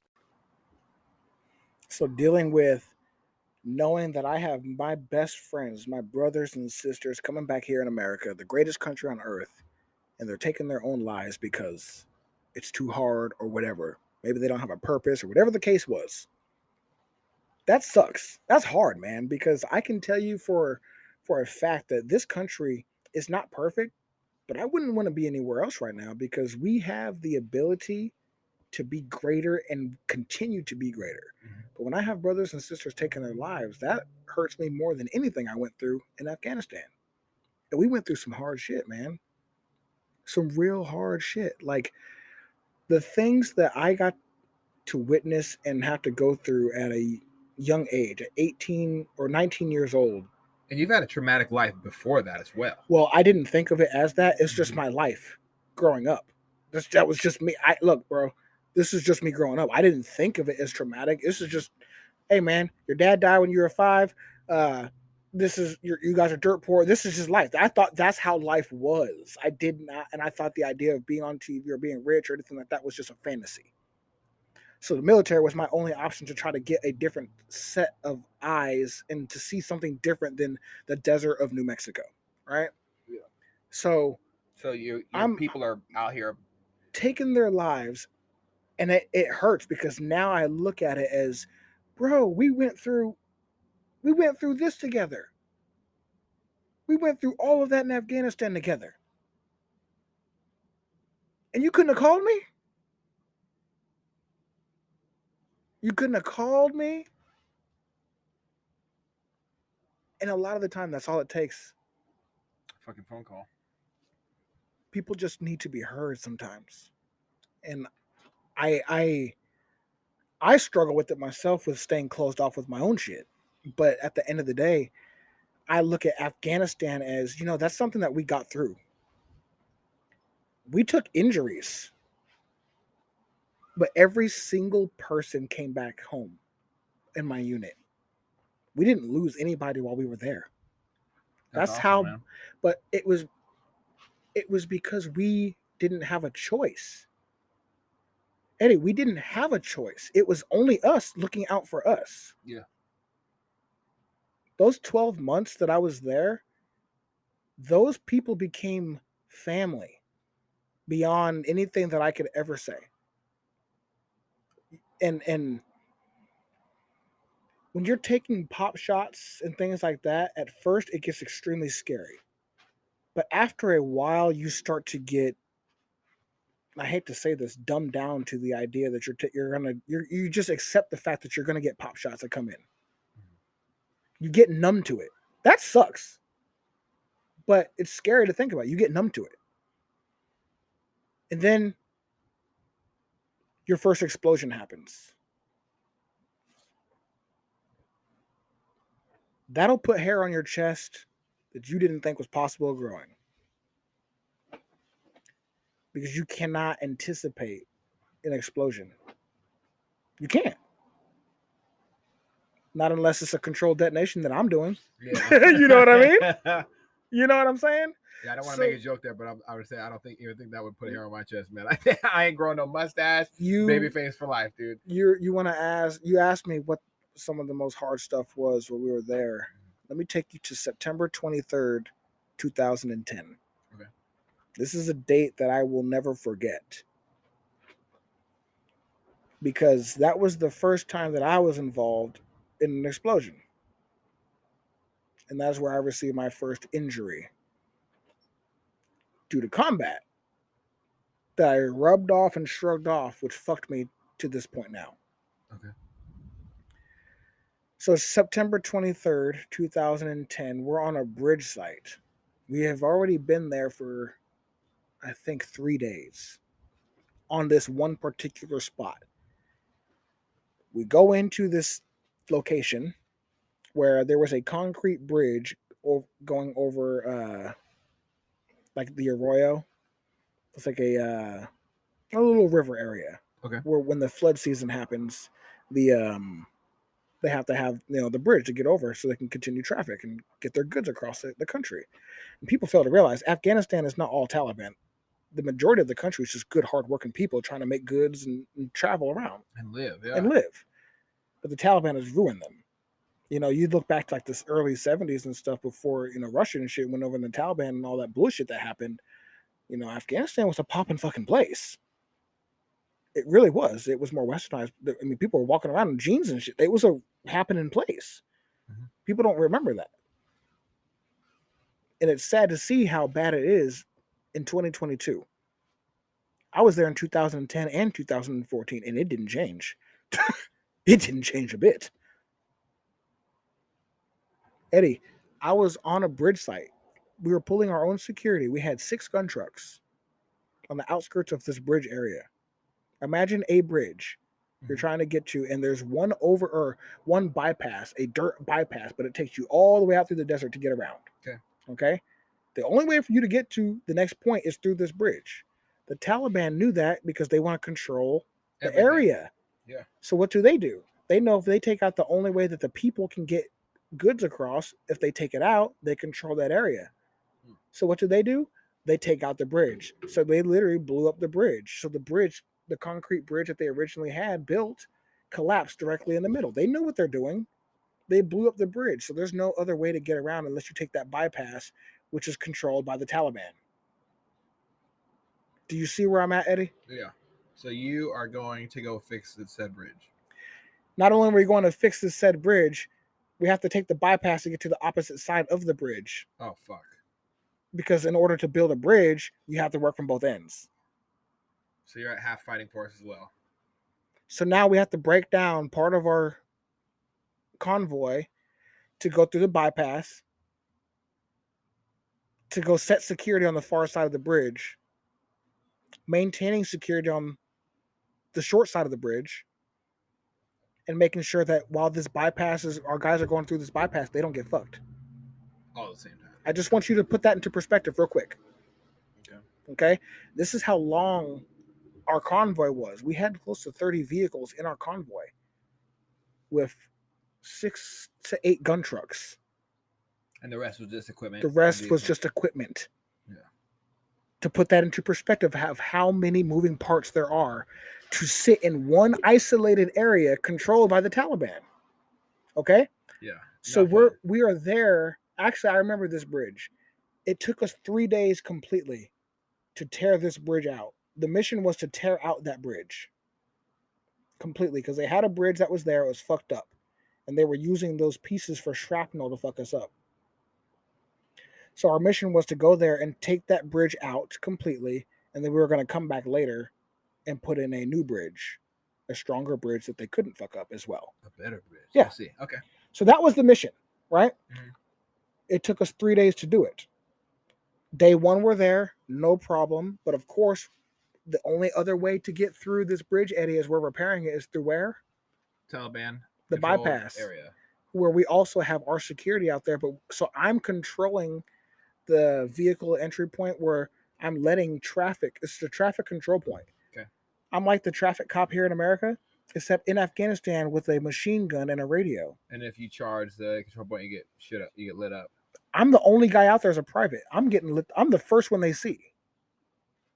Okay. Dismounted, Eddie. Yeah. No saving grace whatsoever. I have a gun truck about 100 meters behind me. Do you have sandbags or anything, or just out there? I'm out there on the street. I'm literally on the street with the flag and my gun. Oh, God. Because I'm stopping traffic. I'm telling them you have to stop that far back and take the bypass to get to the other side because we're trying to fix the bridge for you. I see. You see what I'm at? Yeah. And if you come any closer, that gun truck that's behind me has a 50 caliber and he's going to light you up. Yeah. So that's how our security was. Okay. So you're the first so line for of defense 3 in this days. situation. Yeah.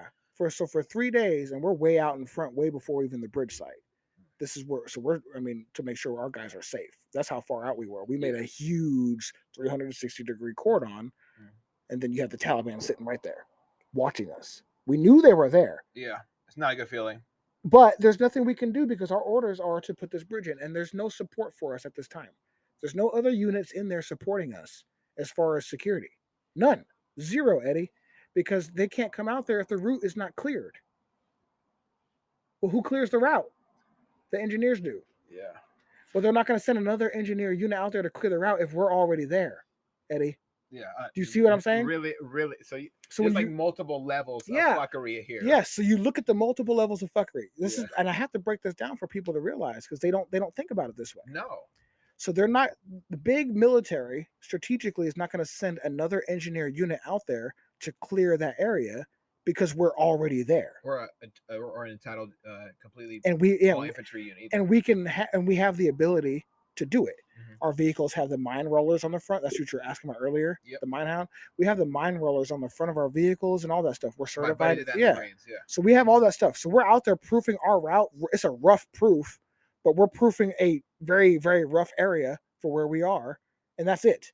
So the only area that we drove through to set ourselves up is clear. Okay. That's what I'm getting at. Yeah. The rest of that is not clear, and that's controlled by the Taliban.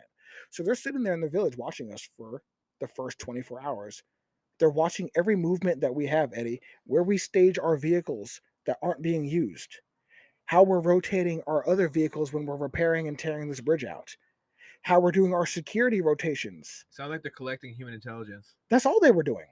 100% for 24 hours. Okay? So the next day, and we operate 24/7. Yeah, ain't nobody to take the breaks. Yeah, there's no breaks. So we're doing Lunch break, shifts. baby. Yeah, we're Nope. doing shifts. You're sleeping there on some rocks for a quick minute. Hope you don't get bit by a fucking spider. Yeah, exactly. No, that's 100% the truth.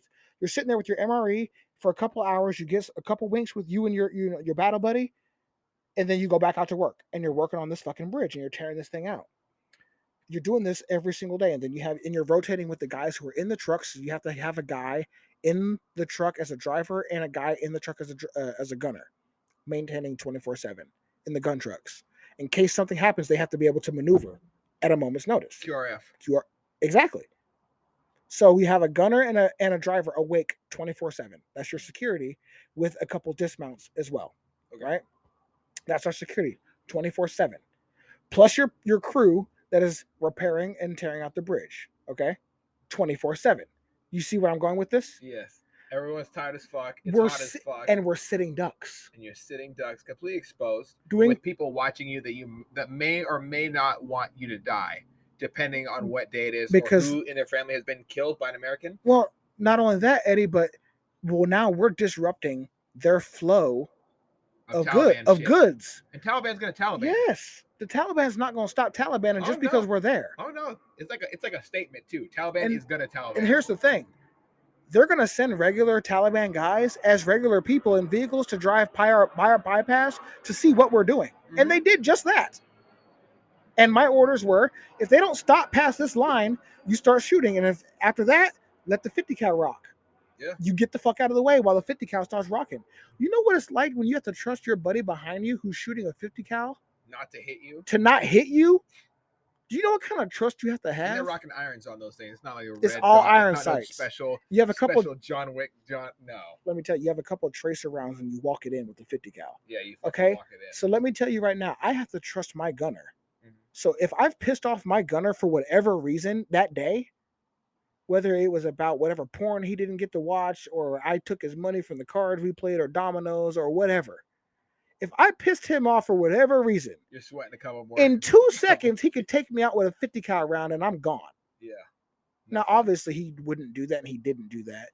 But I'm saying, in the heat of the moment when bullets start flying and explosions happening, tactics typically kind of go out the window unless you have well-rounded people who know what the fuck they're doing, which is what I failed to realize we didn't have when we took contact the first time. And this is where I'm about to get into this. This is 24 hours in, Eddie. Okay. They're watching us. It's the next morning, right after sunrise. I'm still not accustomed to Afghanistan yet. I'm my first 2 weeks in country. Mm-hmm. I forgot that after sunrise, because that's when they pray. Yes, prayer hour. They go to work. Oh, yeah. The Taliban, too. Yes. So after sunrise, we're on the bridge working away. None of us remember or even thought about it. We're just in work mode, tinking away at this bridge, tearing this thing out. All of a sudden, boom, boom, boom. Was it like clunk, clunk, clunk, like a mortar, or? These were mortars, but they were so close because we had our fuel truck right here in the vehicle area, and the bridge where we were at. The bypass wasn't very far from where we were, and the noise is loud, so you're not going to hear the whoop in like the clear area right outside of your. No. This is close, bro. Okay. This is within 100 meters of where you're standing. The first mortar comes out and it explodes, and you're standing up and you're working. So this is like, oh fuck. I'm on the bridge at this time, standing on a transom, which is the centerpiece of the bridge, which pretty much connects the two sides of the bridge together. And you put the decking on top of the bridge, on top of the transom to set your decking. Okay, so I'm standing on this, wobbling around with a machine gun dangling on my back with my bulletproof vest. I'm unbalanced, swinging a sledgehammer. Okay, that's how I am. Full kit. The explosion happens. The first one, it freaks us the fuck out. And we see our fueler take the fuck off because they were trying to get our fueler first to create a big explosion. Yeah. Well, little do they know, JP8 doesn't explode. It just burns forever. It's the hardest fucking diesel that we have. It doesn't explode. It's impossible. But nice try. Yeah. Our fueler knows, because they go through the defensive driving classes as fuelers, they have to go through. As soon as that explosion happened, he was gone. Oh yeah. He took off and he knew where he needed to go and came back around to a safety or next area. Get an EAP. Yeah. Automatically. It was automatic. His job was to stay in the fuel truck until we needed fuel. He's the fueler. That's his job. Our job is the bridge and security. His job is the fuel. You see what I mean? While he's not being used, his job is to rest until he needs to be used to fuel. Okay. That's how we worked. Everybody has their job. Okay? The second one comes in, and they're within 50 meters of the bridge. So they're walking it in. They're walking it in. The third one comes in, and guess what? It's right next to where we are. They didn't hit the bridge. I don't know how close it was. I don't. I have no idea how close it was. All I know is that the force of the fucking explosion pushed me off the bridge and I fell straight down through the bridge. And I snapped my foot.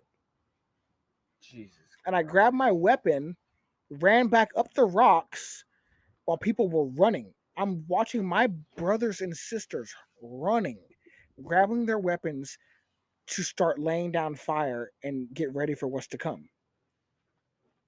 Because this is it. Because where there's one, there's two, and where there's two, there's three. Cowards moving packs. These things are continuing to happen. They're going to use these explosions as a distraction, and they're going to start walking in ground forces and small arms. Strategically, that makes sense, right? Mm. Disorient your these people. They're sitting ducks. Disorient them with mortar fire, and then move in with small arms. And they could have been creeping this whole time. And in the night, because we don't have we have fucked up night vision goggles. We're not the elite unit. We don't have the good stuff. Yeah. You see what I'm saying? Looking through two toilet paper cans pretty yes. much at night, and it's green. It's green. And you can't see shit. Everybody says that sucks, man. So, and a few of our gun trucks had thermal cams, luckily, the DVEs. Mm-hmm. But that was just on the gun trucks. But the main crew on the ground, we didn't have that shit. We're old school rifles and fucking machine. That's all we have. We don't even have radios, bro. Like handheld radios and shit like that. We didn't even use that. That's not what we had. Like a couple of our key leaders had radios and stuff that they took out of the trucks. That's what we had. So your ankle's fucked, and then you get up anyways. I'm running up the stairs, I know a lot of people, as soon as adrenaline kicks in, they didn't even feel the injury. Dude, I didn't even know my foot was broke. Yeah. So I run up. How far did you fall? If you don't. It was about 10 to 12 feet. Oh yeah, that can do it right away. Onto the rocks. Oh yeah, you're fucked. So I climb back up the rocks, and I'm seeing my platoon sergeant at the time standing there, froze. No. Kid you not. And this is what got him relieved as being our platoon sergeant at the time. It was this instant. It's unfortunate.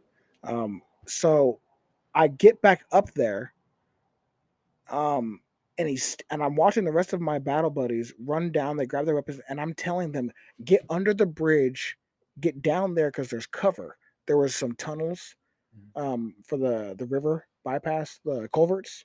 There were some tunnels there that we could fit in. So we had cover and concealment from the mortars that were coming in until we could call in airstrike. Yeah. Because they weren't going to walk in fast enough and see us. And if they were going to walk in, well, it was chitty chitty bang bang, because all of our gun trucks were going to light them up if they were going to walk in. And if they got in between our gun trucks for whatever reason, they had me and my buddy Sanchez next to me with our saws ready to go on both sides. So it would have been a bloodbath if they would have walked in. But they did. But they couldn't. They just kicked we were able to call in air. Luckily, our lieutenant, she called in air. We had a female lieutenant. And instantly, she had more fucking balls than our fucking platoon sergeant did. Because fucking fired. Get out of here, man. She ran down. I'm a private, Eddie. Mm-hmm. I'm screaming, get down, because I'd already fell through. Mm-hmm. You see what I mean? I'd already fell through. And they're still up on the bridge. Yeah. Okay. And I'm saying, get the fuck down here, because I saw the concealment, the cover is rocks. There's a culvert, and then we hit the bridge. You have a chance to live too. You have a chance to live. So even if they were to hit the bridge, they're gonna hit the bridge first before they hit us. Yeah, we're gonna get fucked up, shredded up, but there's chances are we're gonna survive. So I'm a private, and I had already saw this because I had fell through. I run back up, and I'm saying, get everybody down, get down. Our platoon sergeant is sitting there sweating ghost white, Eddie. He's not moving or saying anything.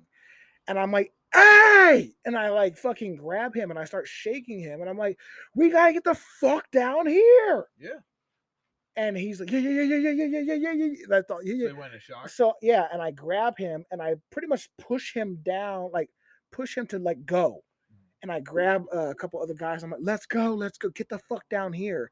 The lieutenant is already calling in what's going on. We're taking it. We took 25 mortars. 25 mortars. 25 confirmed. You know, most people haven't even had one mortar come and hit them or hit near them ever. Eddie. They don't know what that fear feels like. 25. 20 fucking 5.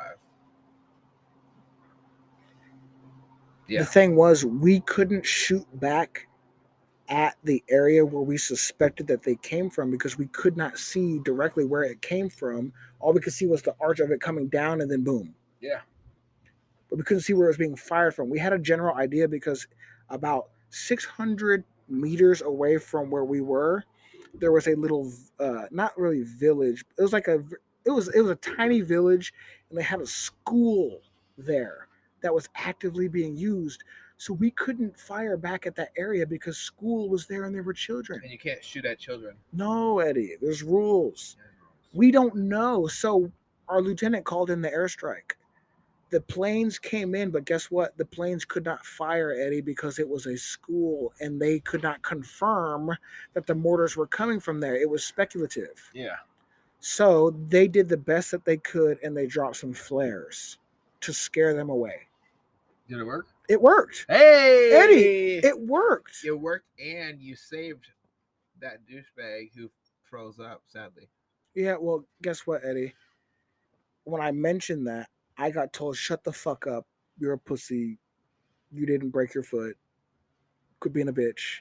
You just stubbed your toe kind of shit. You know, right? That sounds like me when I was doing unrep and I took the bomb crate with a couple 1,000-pound bombs right to the inside of my knee and I got all fucked up, right? Sounds just like that. But without the whole getting shot at by mortars thing. Here's the fucked up part is I knew my foot was fucked up after the fact. After the adrenaline starts to draw down, you realize that you're kind of safe because we had to get the mission done. Yeah. So now we're back on mission, but we're on a different level of heightened because at any moment, every pop sound we hear, we're thinking that's it. Yeah. Again, here we go again. Terrifying. So here's the thing. They waited until night. They started shooting mortars at us again. But this time we went back down to the same area. They called in the flares. This time, they called the flares in, and they did the same thing. They stopped for a while, but at this point, we had called in for some support. This is day 3 now. We had some Polish guys from a Polish unit come in and help us out, and they laid down fucking waste. Oh, they operate on a different level of rules. They showed up. Follow them on Instagram, some special units. So here's the cool thing, and this is why I have so much respect for other countries and people, because we're all just people. Yeah. These Polish guys did not know us. They knew we were there for 3 days and taking hell. When they came to help us out, the first thing they did before they even started firing, they brought us hot chow. That was Eddie. What was the last time been hot meal before then? Well, because we had already been out about a month at this point. So that by this mission, this is day 3. So this is like 3 days. We hadn't eaten hot food. 3 days, not too long. We had a couple of MREs, but like it's 130 degrees, and you're working manual labor, swinging sledgehammers, and getting shot at all day. The last thing you're thinking about is eating a fucking MRE. Yeah. You just want an apple and a fucking bite of a steak or something right there. You know what I mean? Yeah. These guys, the first thing they did was bring us hot chow.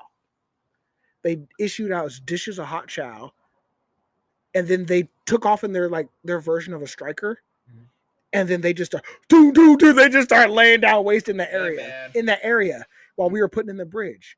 We got don't fuck while with we the joint task yeah. force, man. while we were tearing out the bridge. I could not believe it, Eddie.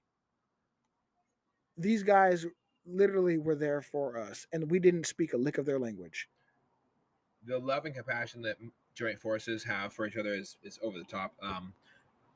I've worked with a couple different units, and it was awesome to try to communicate with them. It was pretty hard sometimes, Dude. especially with the Mexican Navy. But dealing with these people, they were trying to, like, the captain of their little small combat ship was trying to feed me, and so I traded him a bunch of military memorabilia that I had, and he gave me a bunch of his, and it was really awesome. But Isn't it hospitality between different joint forces is so Isn't it? special because you realize all we want to do is keep blood on the good guys and keep blood and take blood out of the bad guys. Yeah. And that's what really unites us all. dude? And we're all here for the same mission, at least, or so we thought at the time. That's what we thought. At the time, Okay. Because again, this is 2010, and you gotta wrap it right. So we have a different idea at 2010 with these Polish and the Romanians. Okay. I got to get into the Romanians here in just a minute because these guys, I have a love for the Romanians that I will never, ever be undone. I love Romanians so much. So these Romanians, what is so special about them that really stood out to you? Well, first of all, it was so the Polish guys. They came out and they brought us hot chow, and then they laid down waste to help us out. The only reason I say they laid down waste is because I don't know what they hit, but I know that after they were there, we never got attacked in that same area again. I know that much.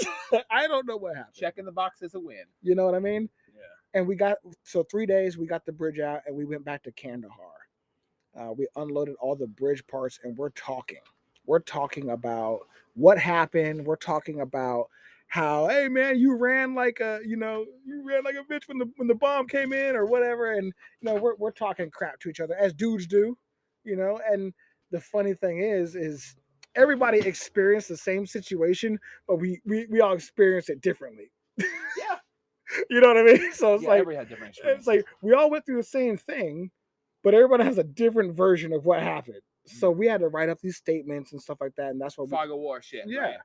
But I mean, this is like the moment we got back, they're having us write up statements and stuff of what happened. Like, that's the one thing people don't realize about combat units. Anytime your weapon is fired, anytime a round goes off, anytime something happens, you have to report that shit, and everything is accounted for. Everything. Because that all has to go into intel. So this is like the different levels that people don't realize that goes into everything that we do. Everything's accounted for. So we're in here writing our statements, and they go up to, the CID, then we confirm everything, intel, confirm what happened, who did what, who said what. We got issued combat action badges. Hey. Problem was, I asked, well, since I got injured, shouldn't I get a Purple Heart? And I got told to shut the fuck up. You shouldn't have been told to shut the fuck up. And I know that a lot of people listening might have different things to say about that. I don't really give a shit. If you are a person and you're injured in combat, I think you should be thanked first of all for your service. Because let's just say one day you do come home and you're working to provide for your family, and that injury keeps bothering you. And now you have to deal with not just that, but also the question: are they really going to question you? Like you haven't documented it as a Purple Heart recipient.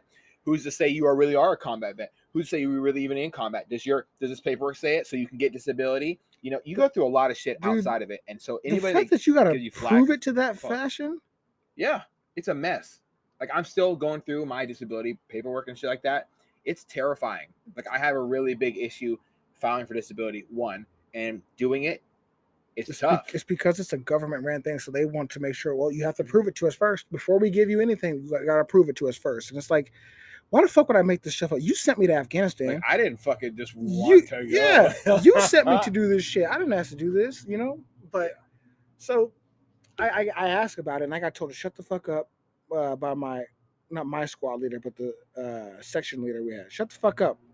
You're fine. You just stub your foot. You'll be all right. It's toxic leadership. Right. Do I want you to have to run from a gunfire when your foot doesn't work all the way? You know what I mean? Not really. Or carry me when I'm bleeding out. Right. I talked to our medic, Doc yeah. A. I'm not going to say his name, but Doc A. and he knew something was wrong, but it was to shut the fuck up. Are you gonna be a pussy? You're gonna be in the fight mentality. Okay. That's where we were at. We had just been attacked. And I'm not leaving my brothers and Okay, my I see what sisters here you're in saying. Afghanistan. And my mentality was, all right, don't be a fucking bitch. So Doc gave me the muscle relaxer, some ibuprofen, and we wrapped my foot up. Did he tell you to change your socks? Oh, of course. Okay. Can of corn. Just making sure. Change the sock, can of corn. Okay. That's all you need, man. So this dude, he knew. But it was, we need you in the fight. We need you in the fight. Because we just realized what can happen at a moment's notice. And that was the beginning to hell in Afghanistan, September 23rd, 2010. And that's those type of days where you remember forever. I noticed that dates stick out huge to people who are in the military. I still remember September 25th, 2012 is the day I left for the United States military. I came back on the 17th of 2016. I remember the day I deployed. Like, you remember specific days, and they're ingrained in your mind forever, like burning a CD almost. Yeah, it's there. And that I try not to remember dates, hindsight, that are outside the military, and it's obviously not for my anniversary. I remember my anniversary. Oh, you got to, right? I'm not gonna say that, and I remember my wife's birthday, but some days that really, really fucking bother me are out there as well. Yeah. Like Uvalde, I'm gonna get smacked in the face next year, and the Marysville Pilchuck High School, active shooter reminder that they do every year. All these things are going to be a slap in the face to me forever. Right. When you first got introduced to that situation, what was your initial thought? You're talking about Uvalde? Yeah. Well, as a combat vet, bro, this shit broke my heart because I know Texas has a very strong military presence 100%, and a very strong police and supportive presence. That broke my heart to see the amount of nothingness just being done. And instead of us tackling that, we have our leaders that would much rather blame the tools than actually address the real issues that we have or provide a solution to what is really a simple solution. A tangible, realistic, effective solution. Effective solution. Because my guns, I can tell you, I don't know if you knew this right now, but my guns in this home that were on the platform, they never just jumped up and shot people. I've never seen a gun do that. And if I do it, it's gonna hopefully they blame me for being a horrible person. I would hope so. Yeah, I would hope so, man. But I mean, this idea, this fantasy world that we want to, or that not we, that they want to try to make us live in and understand, it doesn't make sense.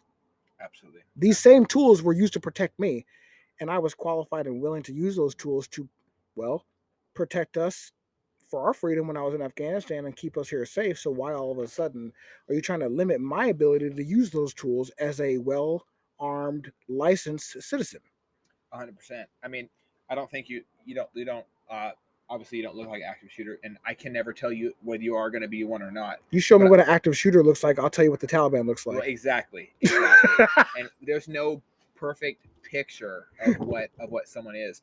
Usually what I've noticed is that it is a, I watched this podcast last night. I was up till like 3 a.m. thinking about it. I call it About Violence by Tim Kennedy. He's if you don't know Tim Kennedy, I know you got to know. I know. If the people listening don't know Tim Kennedy, you have to know Tim Kennedy. But I recommend everybody watch it because I actually, I've purposely avoided it, but I was forced. Yeah. I wanted to start watch this podcast and see it, but it was forced down my throat. The truth. Yeah. And I never watched the video. All I saw was pictures. I avoided the videos. I didn't want to see. Dude, the videos are the videos that I had to do a TikTok on. It broke my heart. Yeah. When I saw I know you're super vocal on social media too about the necessity to take care of children, and I want to hear all about your program. There's a lot of different programs out there. So you got, if people don't know what it is, the Guardian program, I think it should be implemented immediately in Washington State. Absolutely. And why? Because if you don't think it's going to happen to you and your fucking kids, it can. Like, yeah. I used to babysit the girl, Zoe. I used to babysit her, and my sister used to hang out all the time. They went to elementary school together, right on not on Grove Street, but the next one over. I'm trying to like forget. My past is really fucked up. Yeah, so yeah. I'm trying to not go through relive my trauma of seeing this. I Trust remember what me. her eyes look like. Mhm. I remember her laugh as a child in my front room watching the movie Spirit. Oh my god! Like I can tell you everything that about this young piece of life that was removed from the world by an active shooter, and it's really tough because when I go online, I see a lot of shit. A lot of shit online really bothers me. Right. It seems pretty heartless, heartfelt. Right. Like there's no really connection to society, and I don't get why we're seeing these sarcastic thoughts and prayers posts. Right. So we often say, as I know we're probably categorized as gun toting. People probably call me a conservative or a Republican. Bro, I'm really not that. I'm just an American. I've been called white supremacist, Oh, me dude. too. I think it's my favorite. What dude. kind of shit? Like, wait a minute. I've had this house doxxed too. Like, are you serious? Yeah, man, by Antifa. So there's a lot of weird things going on in my life. They know better not to fuck around my area. I pray they don't try. I really don't. I don't want to do harm to anybody. You man. don't want to, but you're Especially not going to do what's necessary to protect you and yours. Yeah. Don't show up, motherfuckers. Don't Anyway, try. but like the thoughts of prayer shit really bothers me because how do you sit behind a phone screen when you have zero training, zero equipment, and zero chance of actually stopping something when a human is okay with murdering a child in a school, and they don't give a flying shit about your black and white edict as a government official on a piece of paper. If someone's comfortable breaking that law, I don't think it necessarily means that they're going to be stopped by a law. Like, and if you think that stopping me from caring I think you said it earlier, how when all the bullets start flying, everything goes out the window. And everything goes out the window. You want as many rounds to send back at that target as possible. Why would you limit it to 10? Here's my take on this. Okay. You need, in order to eliminate evil, Eddie, you need well-trained, documented, good-hearted individuals to utilize those same tools. It's pretty simple. Yeah. And those same individuals are our veterans, Eddie. These are the same men and women who are willing to lay down their life because we have a 100% all volunteer service. Okay. So that tells me right there that these same individuals already have a heart and passion for people, our country, and things that, well, this isn't too hard for us to figure out. Not only do we already have these individuals available, a lot of these individuals are willing and able to help out. All we have to do is ask. So I see that you've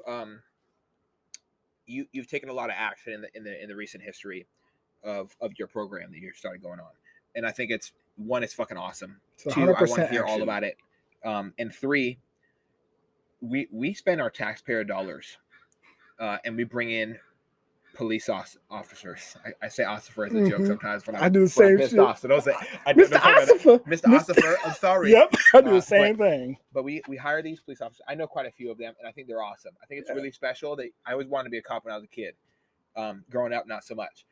But it's really difficult for me to stand there, and I watched 8 people.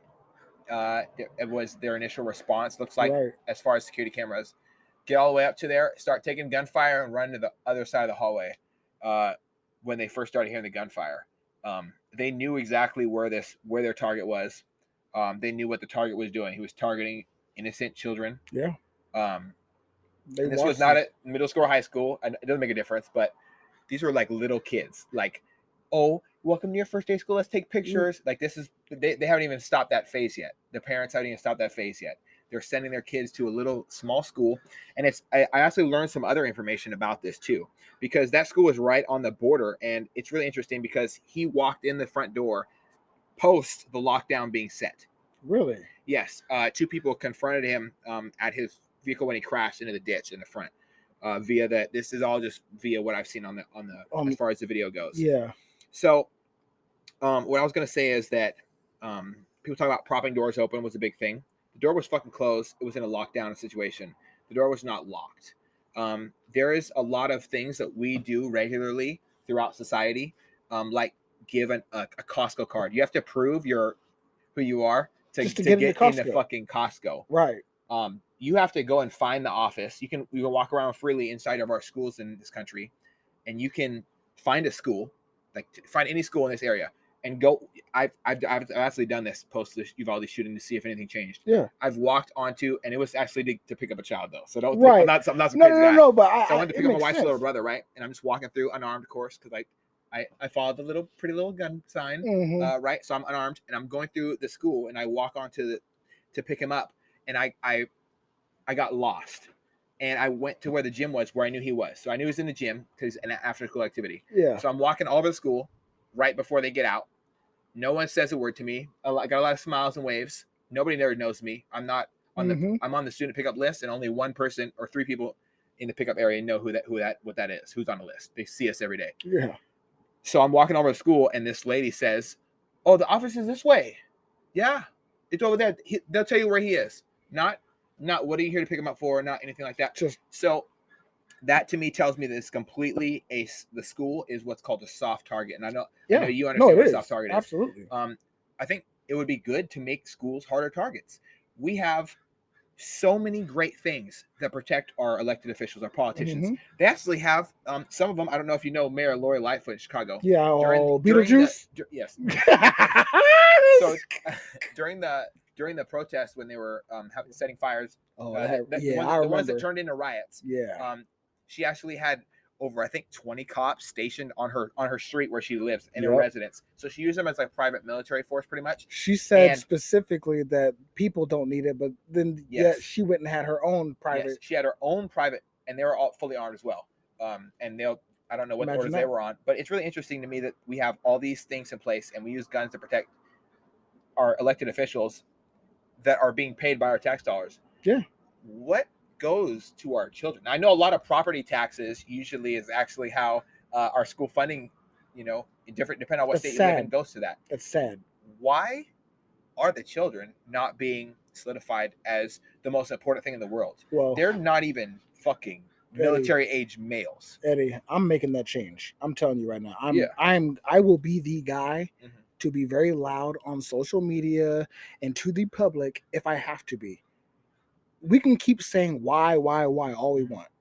Look, I'm doing it right now. That's exactly what my program is. I'm doing it right now. I don't care. Okay, so look, we're talking about the politicians and them saying there's no money, this or whatever. Look, I don't want to hear it. I don't want to hear it. Because meanwhile, we have kids that are taking bullets in the ass, and that's not okay with me. Yeah. It's not okay that we have educators taking bullets in the ass. It's not okay that we even have to think that our educators should have to carry when their job is to educate. We have security professionals and military veterans that are willing and able that can do protection work. We already do it. Here's the thing, Eddie. This is the question that most people start to ask me first. As soon as they ask, I shut them down quickly. Okay. What do you mean? Most of the veterans have PTSD and they're crazy, blah, blah, blah, blah, blah, blah, blah, right? You're gonna get that pushback. You're gonna get that pushback. Because there are some. I'm not gonna doubt that there aren't. And not every veteran needs to be protecting kids at school. That's not what I've ever said. Okay? I want to make that real clear. Not every single person should be able to do it. It's just like not every single person can be a cop. Not every single person can be in the military. However, the people that were in the military and now are not are veterans. So they had to pass some kind of background and stuff to be in the military, right? So obviously there's things like we can check on their status when they get out of what was their discharge status. We can use the VA and the Lacey Veteran Center. They can check their veteran status right there free of charge. That's easy to do. Okay, so here's the next thing. All right, well, what do you mean? So you're just gonna have any veteran around kids with guns? Who in their right mind first and foremost even said that every veteran needs to have a gun next to a kid? I never once said that. Let's take away these absolute crazy thoughts that these people are throwing out right away, and let me break it down real simple. Okay. In Washington State, and this is what I love, because I'm gonna break this shit down so simple to where people that are listening, they're gonna love this. Please do. In Washington State, it is a shall issue concealed carry state. Yes. Most people don't even know what the fuck that means. Instead of a may issue state. So what that means I know is, lawyers who don't know that. I've asked them; they don't know what that means. What that means is it's real simple. Unless you are disqualified under the reasons that Washington State says, which are domestic violence, DUI, or an illegal gun charge, whatever those three cases. There's like three main ones that they have. Unless you are disqualified from those three things, and you apply for a concealed license and get your fingerprints done, you will be issued a concealed carry license. They will issue it to you. They cannot deny you it. They issued me one. I'm really happy about it. You will get issued for it, and it's good for 5 years. Okay. Here's the thing with Washington States. It's also good, and I think in like 26 other states or 28 other states, I think it's also good for. But then there's also the USCCA gun concealed carry I think there's that reciprocity map has one on their page. Yeah. I can't even pronounce it, but it's on there. Reciprocity. Yes, that's the word. So you're smart. There you go. But I have to keep up with this stuff, right? Yeah. But the thing is, we also have the Second Amendment, which regardless is federally ran. And if people really have to fight down to it, if you're only protecting yourself, unless you're toting a gun and flashing around like a fucking idiot, which no responsible gun owner is ever doing, you're never going to know that I even have a gun on me, first and foremost. Yeah. Right? You're not going to. Yeah. You're not going to. Unless there's a job I'm doing that I am required to carry outside the waistband or something like that. I have an inside the waistband carry that you would never even be able to tell that I'm carrying. You see what I'm saying? So that's the John Wick one? No, it's the where it tucks way into there, so you got to dig your thumb straight into the waistband. I'm wearing it right now. This is my regular leather holster. Oh. You see what I mean? Okay. It's like people don't realize it's that simple. It just takes your concealed carry and being an eyes and ears and a deterrent for people. 100%. Because these crazy people that are trying to attack innocent people are not coming for the places that are hard targets. 100%. They're coming for the soft targets. They're cowards. They know. But I can guarantee you this much. Even if they see me as a target, I would love to have that fight with a coward to try to, take away some kids. Because I'm willing and able. That's the job. I know the job. That's the thing. But here's the thing. I asked you about the crazies. They said about the crazies. These are the same individuals who already have concealed licenses, and they're already here in our communities. So wouldn't they have already shot up? Wouldn't they have already done it? No? Wouldn't they have already done it? Why haven't they done it yet? I think we got to really get rid of that crazy stigma around veterans. Because don't we? These same crazy motherfuckers are the ones who are making sure your ass doesn't get drafted by signing up. I'm just saying. Yeah. I'm also the one who is giving you now a rehab with my own nonprofit to rehab veterans and help save our kids. I did that as a crazy veteran. So go ahead and keep labeling me. I love it when people label me as a PTSD or crazy because I do battle mental health. But I love the ability to battle through and come out stronger every fucking time. 100%. So tell me a little bit about this nonprofit. All right. Well, originally it started with just me and my buddy wanting to do a podcast. Okay. Called All in a Day's Work. I've heard about it. I heard it's pretty good. I'm gonna be honest with you. I think it's garbage because it hasn't been refined yet. But but the good thing is I now have everything set up to where all I have to do is hit record and do it. I just have to do it. Okay. So it's gonna get better. I promise you that. But I have my own TikTok show and all that. But All in a Day's Work, man. Goddamn jets, Boeing. I don't know what. This is our first podcast outside, so. And of course, right as I get into it, I don't normally do these outside. Normally do downstairs in like a nice. Yeah. It's such a pretty day. Why not? No, this is perfect, dude. This is awesome. Like, I love this. So All in a Day's Work. Yeah, All in a Day's Work. That's the name of the nonprofit. And I think about this name because literally the work that we do as veterans, the work that we do as a people, as Americans, at the end of the day, we're not doing it for the money. We're not doing it for the fame. It's just what we're doing. It's all in a day's work, man. Like, hey, some people thank me for my service. Man, it's all in a day's work. I'm doing it because I want to make sure my kids are safe and sound. I love this country, and I want to make sure that your kids are safe and sound too. It's badass. It's that simple. It's not. Everybody says it's badass or it's such an inspiration, dude. It's just simple to me.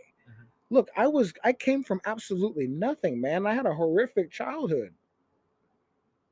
And I look at my life right now, I got medically retired out of the military against my will, dude. All I wanted to do was be a soldier. Once I started doing it, I was going to the Artie Murphy board. That's the highest board the Army has for non-commissioned officers to go to. That is the board. If you get into the Artie Murphy Club, you can do anything you want in the military. Anything. It's the elite club. I went to the brigade level board, and then I got my orders, which were, we regret to inform you, but you are being medically retired or going through the medical. You're going through the medical evaluation board. Your injuries have surpassed. They clipped your wings, dude. It's fucked. Dude, and this is after I had already had 5 surgeries on my left foot. Oh, yeah. So, backtracking, I remember I told you I got the injury in Afghanistan. I had gone through 2 more explosions in Afghanistan, one of which I was sitting this close with my buddies eating at the dining facility after that first initial attack. We were talking shit to each other about, hey man, you ran like a bitch under the bridge, blah, blah, blah, blah, blah, right? And then we got blown up in the DFAC, and all I remember was hearing that ring. I remember sitting there talking to you, looking at you face to face like I am right now, Eddie. I'm eating my chicken, talking shit to my buddy. We still have all of our gear on because we have to in this area that we are as FOB Warrior. Anybody that's been a FOB Warrior knows what the fuck I'm talking about. And they rocket us. Boom. Blow us up right there in the DFAC, Eddie. God damn.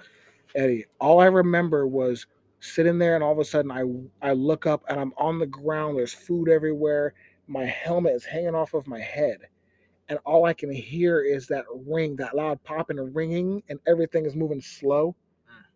Like you see in the movie, that distortion, it is so like dead on. Because you can't hear.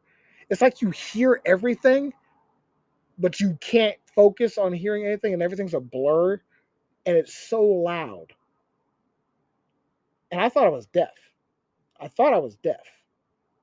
But all I remember is I looked up and I saw Rome grabbing his helmet, and he was heading out to the bunker. And all I remember is grabbing my weapon and just like getting up off the ground. My helmet's hanging on my head, and I'm just going out of the door. And boom. And what I saw, Eddie, I would not wish upon some of my worst enemies to have to witness. Like when you see people out of nowhere enjoying a good meal out of and now they have no legs. Polish people that were just there to help you out a mission ago now has no legs. And we have to leave in a few hours, regardless of what's happening right now. We have to leave to go to the next mission, Eddie. This is what it's like in war. So although that was happening, their quick response force at that FOB was taking care of the business and already taking care of it from the time that we got rocketed. So we go back to our trucks, we refuel, and we're out going back to our next mission. The Polish dudes that we was just with, they're still there. We roll out the gate and we're gone back to Kandahar. That's war, Eddie. The same guys that brought us hot chow. They're all fucked up now. We're down there getting and the reason they got fucked up is because when we came back into the FOB, they're I forgot the name. It's like a BTR or something. It's like a striker with a cannon on it or something like that. When they turned in, it tore up that village's electrical line, and it fucked up the Taliban that was there because it's a Taliban village right outside the FOB. Oh yeah. It tore up their shit, and they were pissed. And there's mountains right there around it. It's the stupidest place to put a fucking FOB. They tore it down. There's a lot of stupid FOBs I've heard about, man. It's not good. When I went back in 2014, they tore it down, and they named it Apache, FOB Apache, and it was way different. They completely leveled that entire area from when I was there in 2010 to 2014. They leveled it completely, took it over, and they beefed it up. Okay. But when I was there in 2010, 2011, it wasn't like that. The Taliban was still right there. So the Polish tore it up. They were pissed off, and they went up there and they rocketed us because they were mad because we tore their electrical. Yeah. It was literally 2 rockets. That was it. That's all they had. And they were pissed off that we tore their electrical. They shot it from us, and then they left. That was it. but it was enough to fuck us up. And if it wasn't for the striker that we had parked in the entryway of the DFAC, I would be dead right now. I'm Because glad you're here, man. the initial hit the end of the striker, which took the main of the blast. If it wasn't for that being there, it would have hit right in the where the DFAC entry was, and all that metal. I would have been shredded cheese, man. Shit. If it wasn't for the striker taking the initial blast. I'm glad it took it instead of you, man, because you're doing a lot of crazy Dude, ass I don't stuff. understand. I made it through. That was the second explosion I went through. The third one was in a truck, and that was just simple. Hit the back of the truck. But I don't know, man. Yeah, simple getting blown up. Damn, so you definitely got blown up a few times, man. Thanks for not dying, so we can talk about this. Yeah, you're welcome. Thanks for not dying. That's the first I've heard. Thanks for not dying. So your program has a lot to do with working with, obviously, with law enforcement. Yeah. You don't want to, a lot of law enforcement officers might have an ego, or just might want to make sure they're still doing their part, and they want to coordinate with people who might be protective of them. What was that like for you? Let me explain that real quick, because I think all that egotistical law enforcement hating on people, I think all that is fueled and made up, bro. Because what's it like in your experience? My experience, well, let me tell you this. When I first started doing what I do, like with the veteran Overwatch thing, I did not warn the police first. What I did, I told the city manager and city hall about my program and what I was going to do, right? And they did not take me serious at all. They kind of laughed at me and shoved me out the door. And I was like, okay, whatever, motherfuckers. This is what I'm going to do. Okay. Right? They laughed so I showed, yeah. Wow. So then the following week, I show up at the school armed and ready to protect how close the to the school was it? I was right there at the fence. So you're right there at the front. At the front entry of the school. Okay. At the front entry of the school. Armed and ready with my sign, my hand-drawn sign, Veteran Overwatch, keeping our kids safe. Yeah, I love that sign, man. It's fucking sick. I got better sign now, but okay, all right. I was sitting there, and I was like, this is going to be a risk. This can go one of two ways. One, they're gonna obviously there's gonna be calls. I knew there was gonna be calls. There's a black guy with a gun. Black guy with a combat attire. Exactly, outside of the school, and this is 2 weeks after Uvalde. Yeah. Right. So I knew calls were gonna come in, and I took a risk. I knew, look, this is gonna go one of two ways. They're gonna come at you at really aggressive, or they're going to just try to evaluate and see what's going on. I know for a fact I have not broken any laws. Because you didn't step on the school grounds. Because I was not on the school grounds, right? I have not broken any laws. So legally in the state of Washington, they could not even stop and ask me anything because they don't have probable cause because I haven't broken any laws. Yeah, they don't have PC. So the calls were going to come in. So that left it up to the school it forced the school. I already knew this ahead of time. It forced the school to have to send somebody out to come talk to me because they're not going to send an officer out to come talk to me. Oh no, because I haven't broken any law. You haven't brandished a deadly weapon even. So well, no, my weapon was on the side of my hip. Yeah, but I'm not acting. I'm like I said, I'm just sitting there in my chair, right? Yeah, with the reflective vest on. I'm literally telling you, look at me. The first day I did this, I'm telling you, look at me. Okay, so the first day is just a reflective vest. The first day, vest. Yeah, first day it was. I had a bulletproof vest underneath my shirt, my t-shirt, but it was concealed. Yeah, it was concealed. Yes. With a yellow reflective vest saying security on the back from when I used to work security. Okay. Okay. That's what I was sitting at. Literally saying, "Look at me what I'm doing." I'm literally telling you, call somebody. Okay. That in my mindset, I'm telling you, call somebody. All right. So this forces the assistant principal of the school to come out and talk to me. He comes out with his radio, cautious, of course, and I explain to him what I'm doing in a very calm tone. And he's a prior vet as well. And his response was so warming and welcoming to me and what I was doing. He forgot to call in on his radio and tell the staff that he was okay. Oh, so it's funny because... So you didn't send the school in a lockdown? No. Okay. Not at all. So, because we're just chit-chatting it up. At this point, he's so calm. We're chatting for 20 minutes. The principal comes out on the radio with her little... So they sent out the vice principal. Oh, no. So she comes out. If anyone's going to go first, it's you. Yeah. So Dan, get out there. Yep, pretty much. So Damn. she comes out with her little nail opener, right? And Nail with a knife. It's a little like a nail because they're not allowed to have a knife on school, but it's a little a letter opener. She's ready to get after it. Good Right. for her. So she brought it as her. I'm laughing as she's walking up cautiously, and so the assistant principal, he goes, "Oh no, it's fine. Shoot, I'm sorry, I forgot to call her in. Everything is fine. He's fine. He's fine." She's like, "Okay." So she comes over, and starts talking to me as well, and I was like, "Real quick, I gotta ask you, what are you gonna do with that nail file?"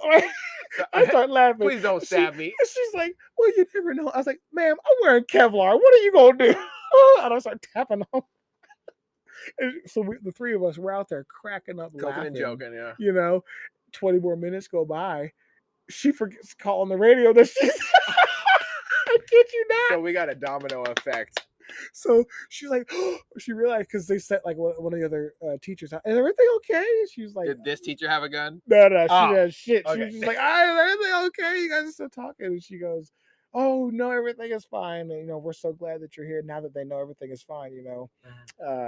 And then it started becoming not routine, but because I want it to be random when I show up. But then other parents are like, "What the fuck is going on?" They took the picture, it went all over Facebook and whatnot. Oh yeah, you're popular. You're real popular. Here's the thing: I didn't realize until today is the first day it hit me that I'm pretty popular in the city, because I went to my appointment right before I came here, right?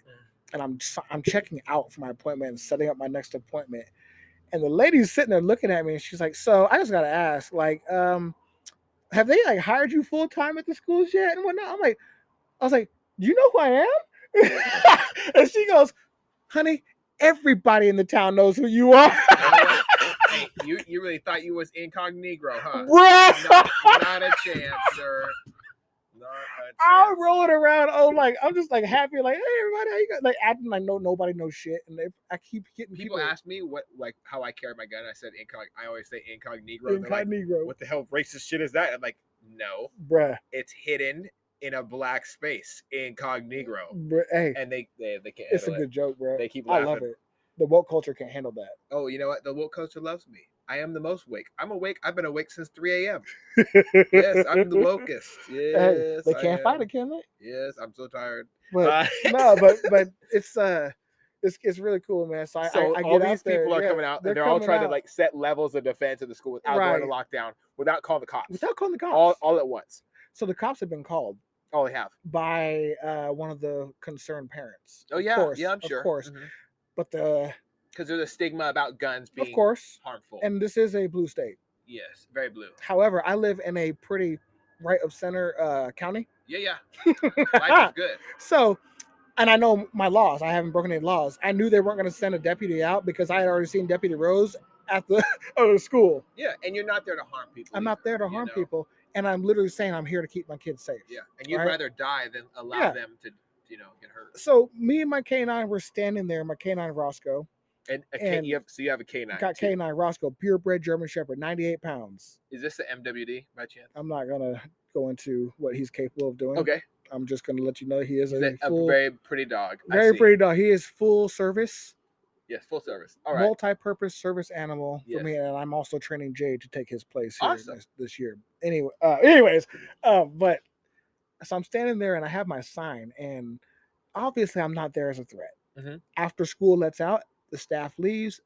The principal comes out and shakes my hand, tells me thank you. And he said, "So you're gonna be here tomorrow?"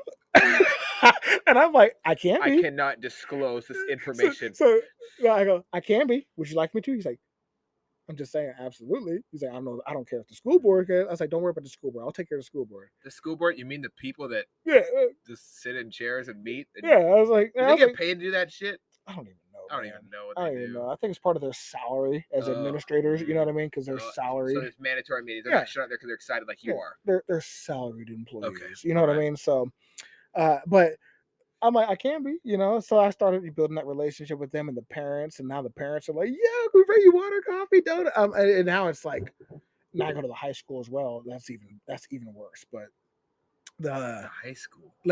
Bro, I'm out there with gold worksheets and these kids. I've developed a relationship. Goal worksheets. Bro, So, wait a minute. I'm Wait a like their second. Hold uncle. on. I'm like their uncle. I'm like the you've city uncle. developed a relationship with these children, and they can trust you. Bro, I can show you one of my TikTok videos. I have this dude. He comes out there every lunch break, and he'll sing with me. He'll sing for us on there. It is amazing. I'm like I call it like their neighborhood mentor. And before summer started, I had about 20 kids out there with goal worksheets working on goals for the summer before they can go into. And this is all I told. Hey, look, I brought some goal worksheets, and I want you're you not guys. Like this college graduate. You're just a human being. Well, no, I am. I'm certified in resiliency. So there's I'm a master resiliency trainer. Okay. I went through the course while I was it's one of the greatest courses I went through in the military. Okay. And this is why I'm so able to effectively communicate and articulate things with people because of this class. It helped me as a leader and grow. Okay. So I can tell you a story and make you forget what you actually initially asked me by going on to something. It's easy for me to go on a tangent, right? It's one of the effective communication skills you develop as a leader in the military when you're trying to influence other people as a mentor, right? I think I've done these subconsciously for a while. So. Right.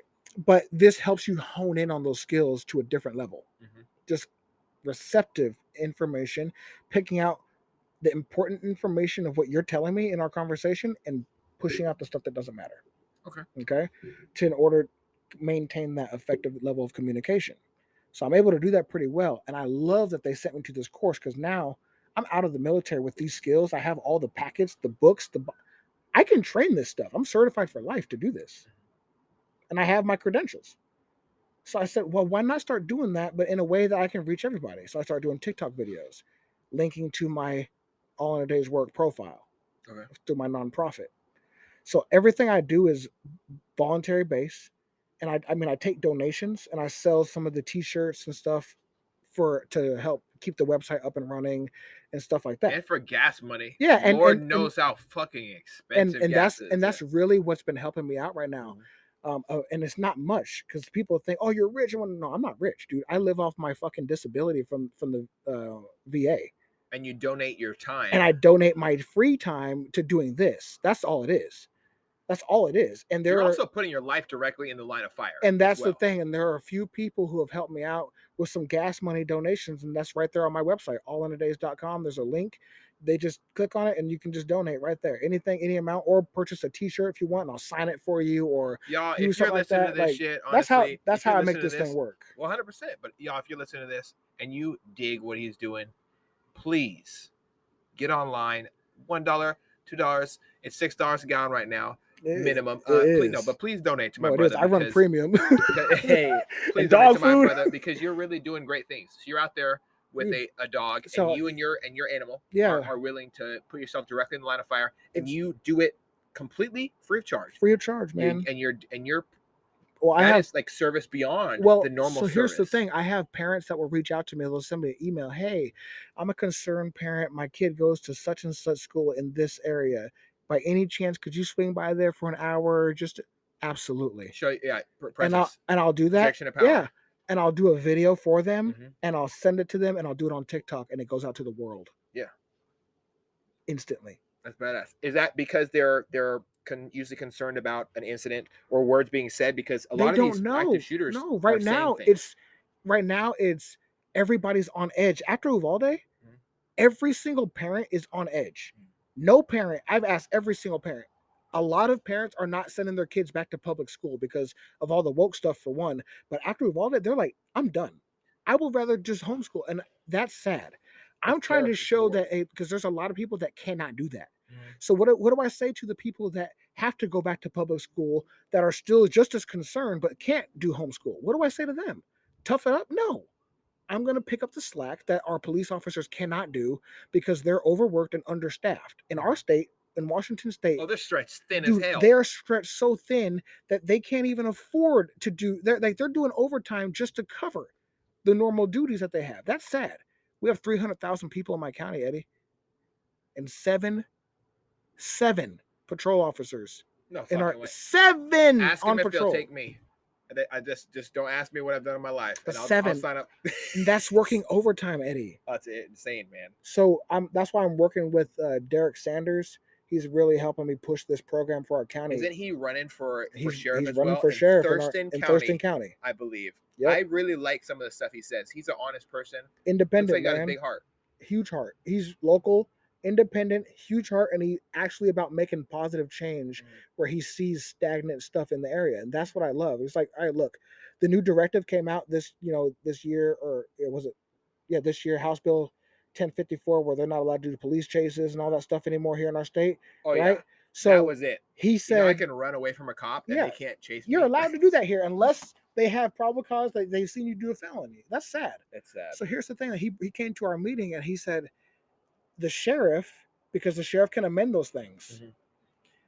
The sheriff that is currently sitting in Thurston County actively said, nope, this is what they voted for. That's what they get. We're not gonna do it. You don't throw in the towel just because shit's hard. That's exactly what he did. Bad attitude, man. That's the horrible attitude. And Derek was like, wait a minute. So we're just gonna let these people just do what they want, drive drunk, and we're not gonna stop them? Nope. Sheriff Forney is Snohomish County Sheriff. He said that he's been outspoken since the beginning. He's like, this is ridiculous. We can't sit behind our office doors. He's not always out there on the streets, right? We can't sit behind our office doors and allow our citizens to be victims and to glorify it as like we're doing a good job. Exactly. Well, the thing that people fail to realize is your sheriff has an obligation in the county, right? The greater good, the greater outskirts of the county, right? Obviously, the cities aren't going to be able to pick up. But here's the thing: the areas within the cities that the city cannot pick up, the sheriff has an obligation to. Hell yeah! That's the thing.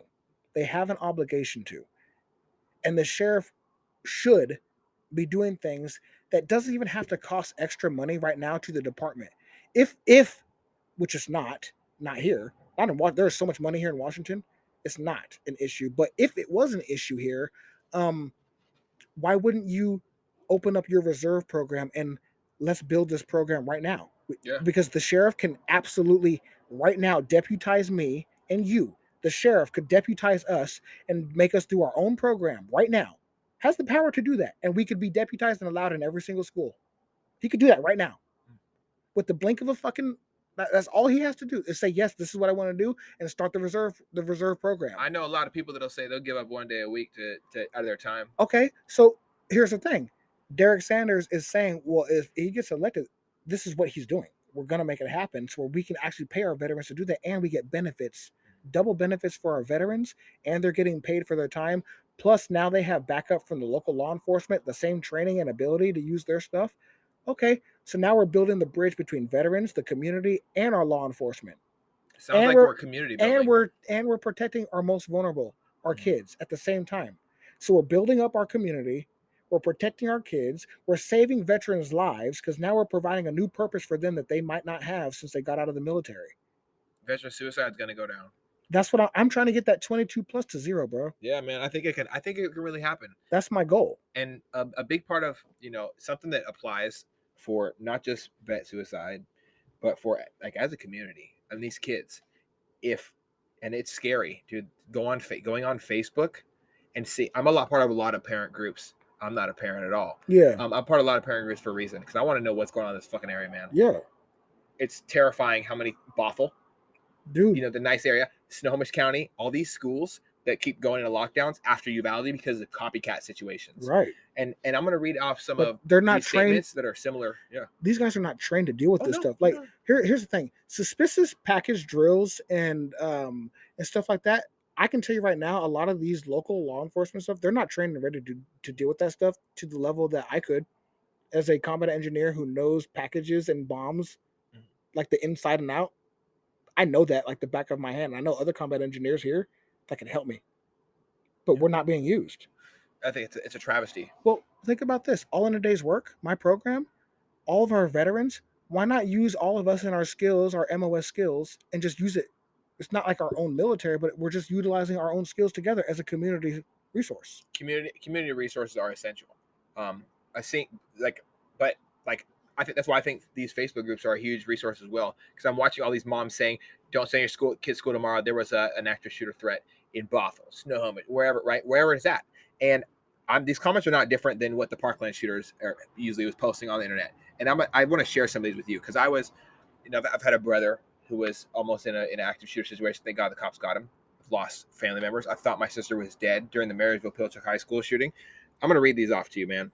So this is back in 2017, before the Parkland shooting. When I'm 21, I'm going to kill people.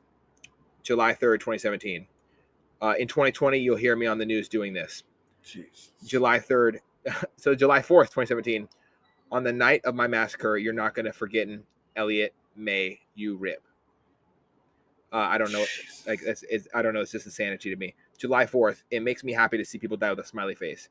July 4th, 2017. I love to see families suffer. July 4th, 2017. I want to kill people. Spelled want wrong. There's an H in there. Probably because he's going to fucking hell. But July 4th. I want to kill people. July 5th. I think about killing people though with an E at the end. THO. E. And these are all posts that he public. These are publicly. So these are just Facebook search warrant. Wow. These are public posts that somebody does, and this is happening all over with our misguided youth. I really, I was waiting to talk to you first. That's why I didn't go to the council meeting on Monday. I was waiting to talk with you. What are some of the things that we can do to implement other than what you're doing? Because I'm 100,000% on board with what you're doing, man. I don't know anybody who's in their right mind that shouldn't be. Obviously we got to go through strict procedures to make sure that we're not putting guns in the hands of bad guys right next to our soft targets that we have in the state. Other than making our schools hard targets, what can we do with our youth? We're seeing a lot of these people. They're broken young men.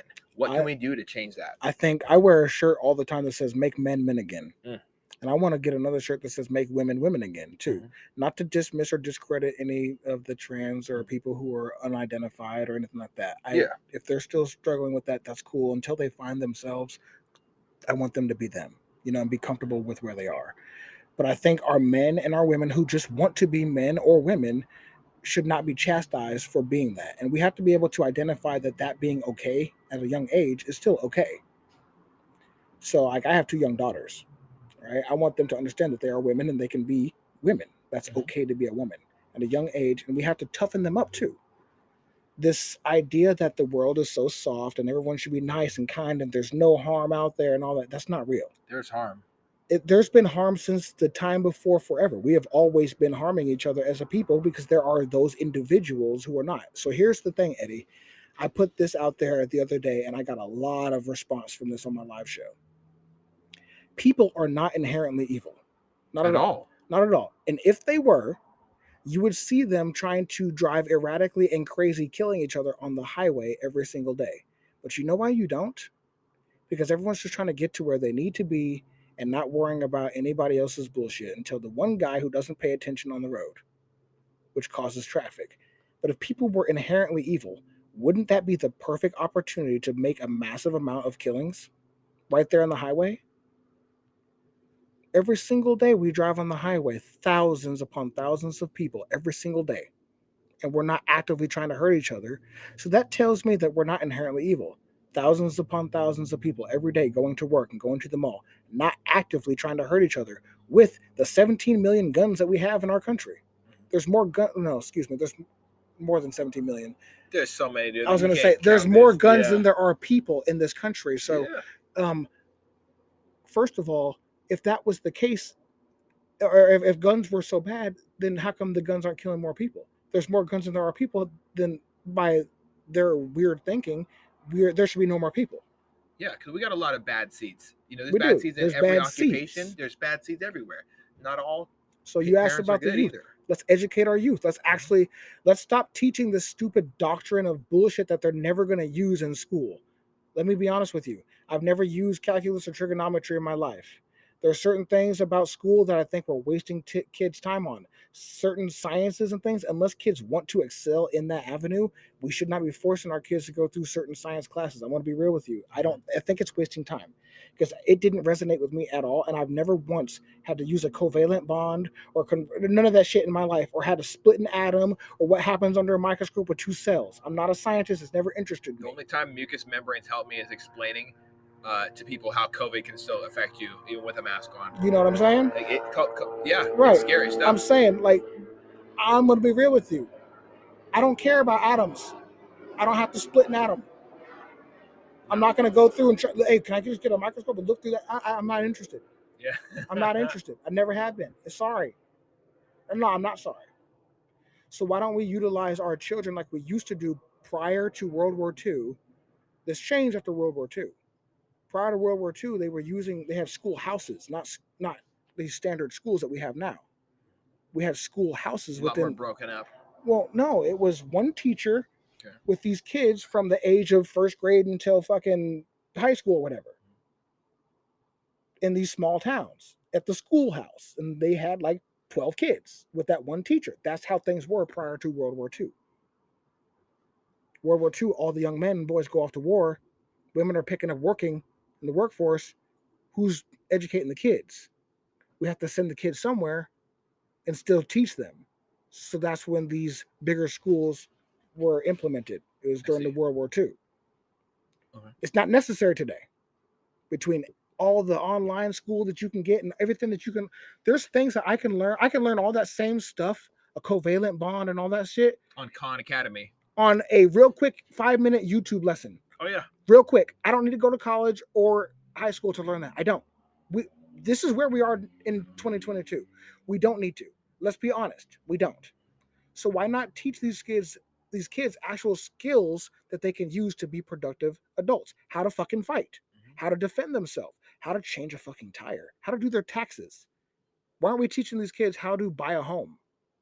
How to strategically do things from a young age and set yourself up? Why aren't we teaching actual nutrition to our kids? Nutrition. Why aren't we teaching? Yeah, that's one huge thing. Why aren't we actually doing physical exercise and not just some fucking fat ass gym teacher telling them to do dodgeball every day? Why aren't we actually teaching exercise? If we're going to force our kids to go to school, why don't we actually teach them shit that's going to actually make them productive members of society? Not just some catered, well, if you don't do your math, you're never going to be anything. Because the idea for me, when I was growing up, yeah, if you don't go to college, you're not going to be shit. Well, okay, I just started a nonprofit and I'm pretty fucking successful in my life. And I didn't go to 1 ounce of college. And you're making a difference in a life other than yourself. So go ahead, teacher. All those teachers that told me I'm not going to make anything, I love to tell, hey, look at me now. I stopped by my high school after I got out of the Navy. I would love to go back there now, but I don't have it in my heart to, because I'm not the kind of person that wants to rub it in their face. Well, I wanted to remind them that there's still hope. And I told them that. I said, you used to tell me I was not going to be shit when I grew up. And I want to remind you of something. You can't sit here and judge me based off of what I look like or what you think I might do in my free time. Or what I did in my past. My story's not done being written.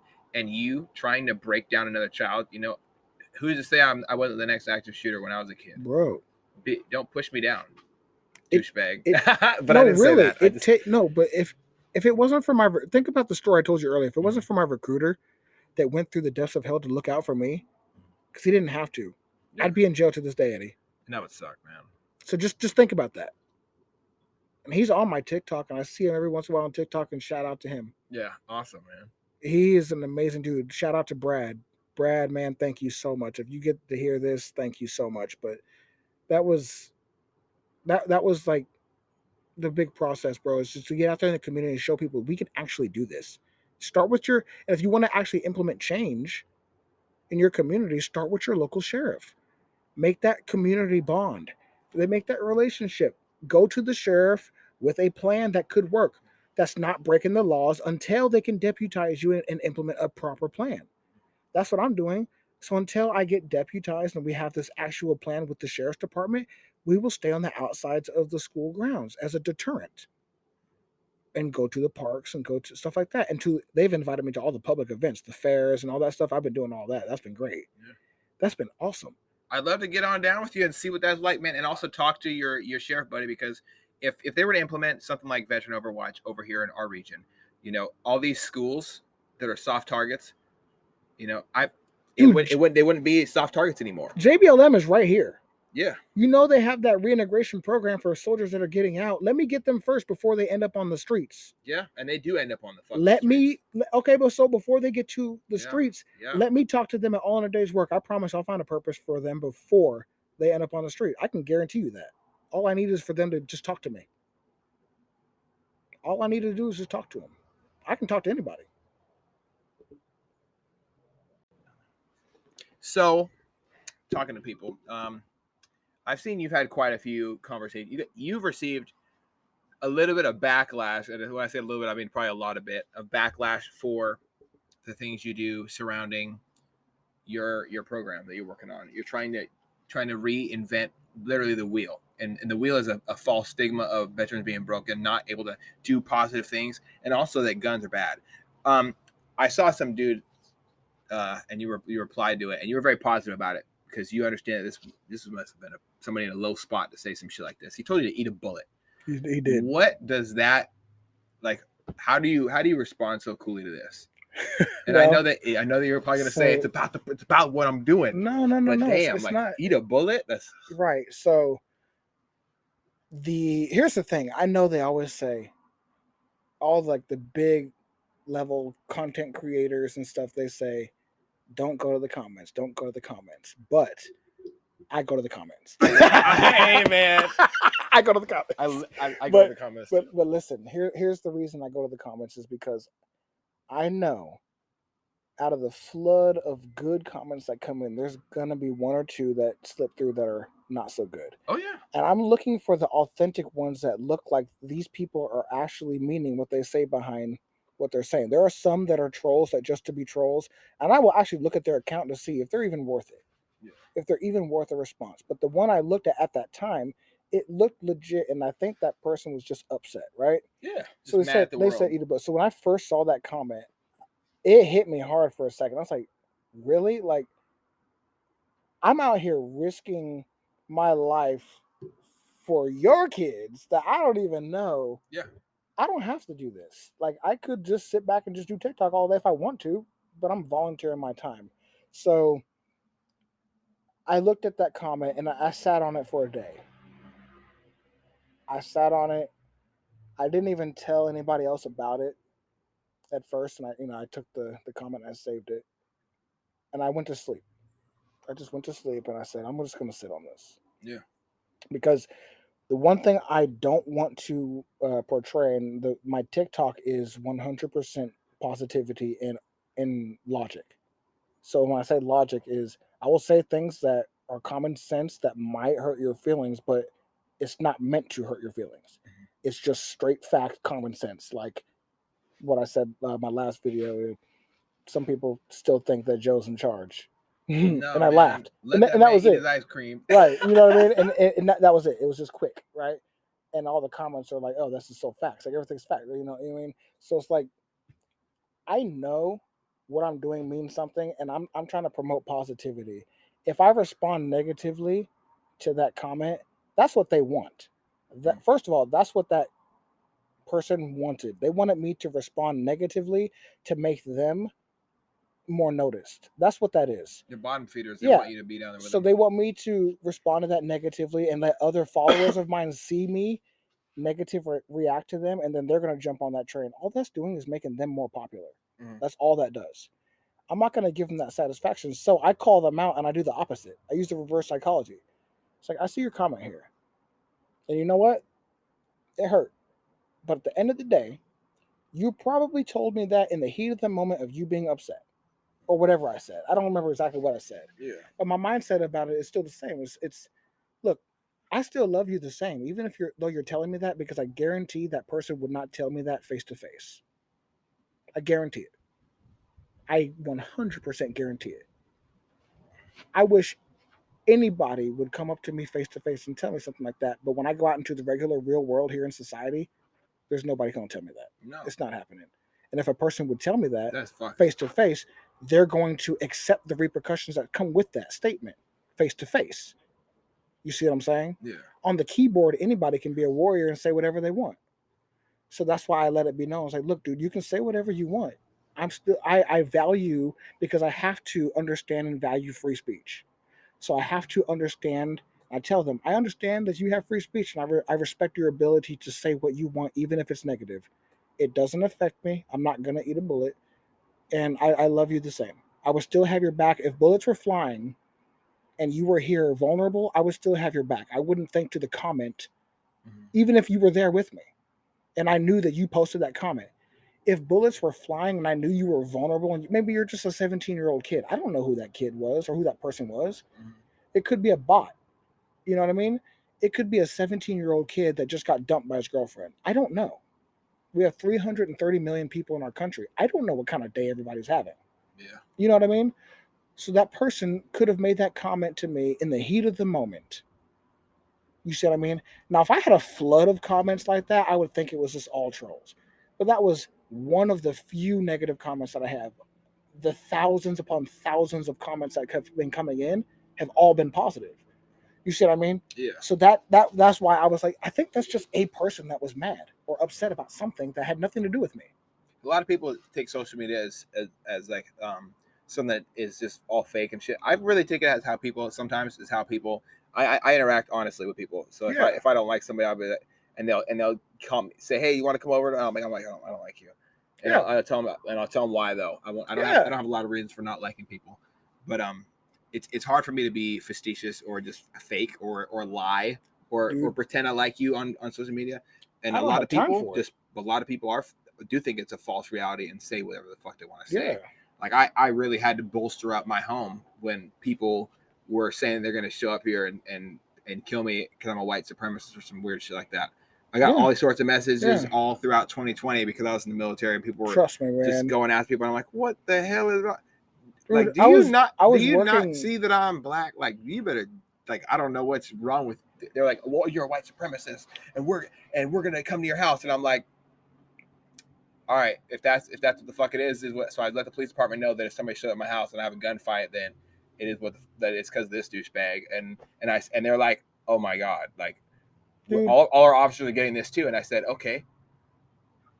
Well, are you gonna bother me if I I let you know I'm gonna defend myself, and make sure you file the report, and whatever happens. Like, I bolster my own defense. I bought body armor for me and my wife. I bought the guns. I have the ammo. I did the training. I train every day now. 10 minutes a day will keep the devil away because I know I'm going to hell. But no, it really will. And that's what I always tell people when they ask me about my program. How do you know you guys are going to be qualified to do so? I was like, you do realize most of us train more than your local officers do, right? Oh yeah. They were like, huh? And Derek, he was like, yeah, we go to the range maybe once a year if we're lucky. I was like, yeah, see, I'll go to the range every chance I fucking get. Yeah. I was like, and I will continue. If I can't go to the range, I have laser fires and dry fires at my house. Yeah. I train every day. Oh yeah. Every day. And they were like, they looked at me like, really? I was like, every day. I was like, when I get up, before I even holster up, I start to do my drill every single day. It's normal to me. It's draw and target acquisition are the two. It's how you start. Right. Like, you know, and the OODA loop is essential as well. You know, it is. Most people don't even understand. Most people don't even know what the fuck OODA is. Well, when you think about that and how things always revert back to, and this is constant cycle, right? I love that because we're always going to evolve and have new problems that arise, and how how are we going to develop and work through these problems? We don't know until we get there. We have no fucking idea. However, we do recognize patterns. Oh yeah, we humans. Do, and humans are very pattern oriented. Oh yeah, right. And you always fall back to your standard of training, always, every single time. Yeah. You're gonna fall back to your roots. You're gonna rise to the occasion, motherfucker. You know what I mean? And that's the thing. Like, and that's what most people are so depressed and frustrated about. It's like, what are you just sitting there waiting at home? Like, go work out or something. Like, do you really think that you're just gonna sit here and surprise? All of a sudden you're famous. All of a sudden you're gonna have it. All of a sudden you're. Come on now, it doesn't work like that. You have to go out there and grind and do something to make yourself better. 100%. You know, and you know when you got called a white supremacist in 2020. I was working downtown in Seattle at Boeing doing their security. Down, and then with all the chop and the chaz and all that bullshit that was going down. I got shot at by a couple people there. That shit was nuts. Yeah, it was wild. And I was a new concealed carry person too, so I was a little jumpy at first. I can't believe that they allowed that to happen. Yeah. The thing for me that I heard the gunshots ring out when they killed that kid that was all over the news crying. Yeah. I'm trying to figure out. I don't know. He was They didn't allow the fucking the cops in there. To go in there, at least letting the EMTs. They didn't allow them to come in either. Yeah, y'all ain't special. Like, yeah, that's tough. That's tough shit, dude. But my the way I look at this, dude, is if I can. I mean, I've already talked to Jacob and Cassie, who work with me right now too. They're two other veterans that have been working with me. Oh yes. And my goal right now is 22 veterans. I got 2 right now. If I can get 20 more veterans that want to be a part of this program here in Washington State, then I believe that I've just saved 22 different people. possibly. It's possible that we could save 22 different people and then inspire 22 other veterans in our state and keep that thing growing. That's my goal. Because 22 plus veterans taking their lives every single day is a problem. It definitely is. I've lost my friends and my soldiers to suicide, and that bothers me. Because this is the greatest country on earth, and yet we have the best of our best. Our brothers and our sisters, mothers and daughters, friends, teachers, uncles, taking their lives after serving.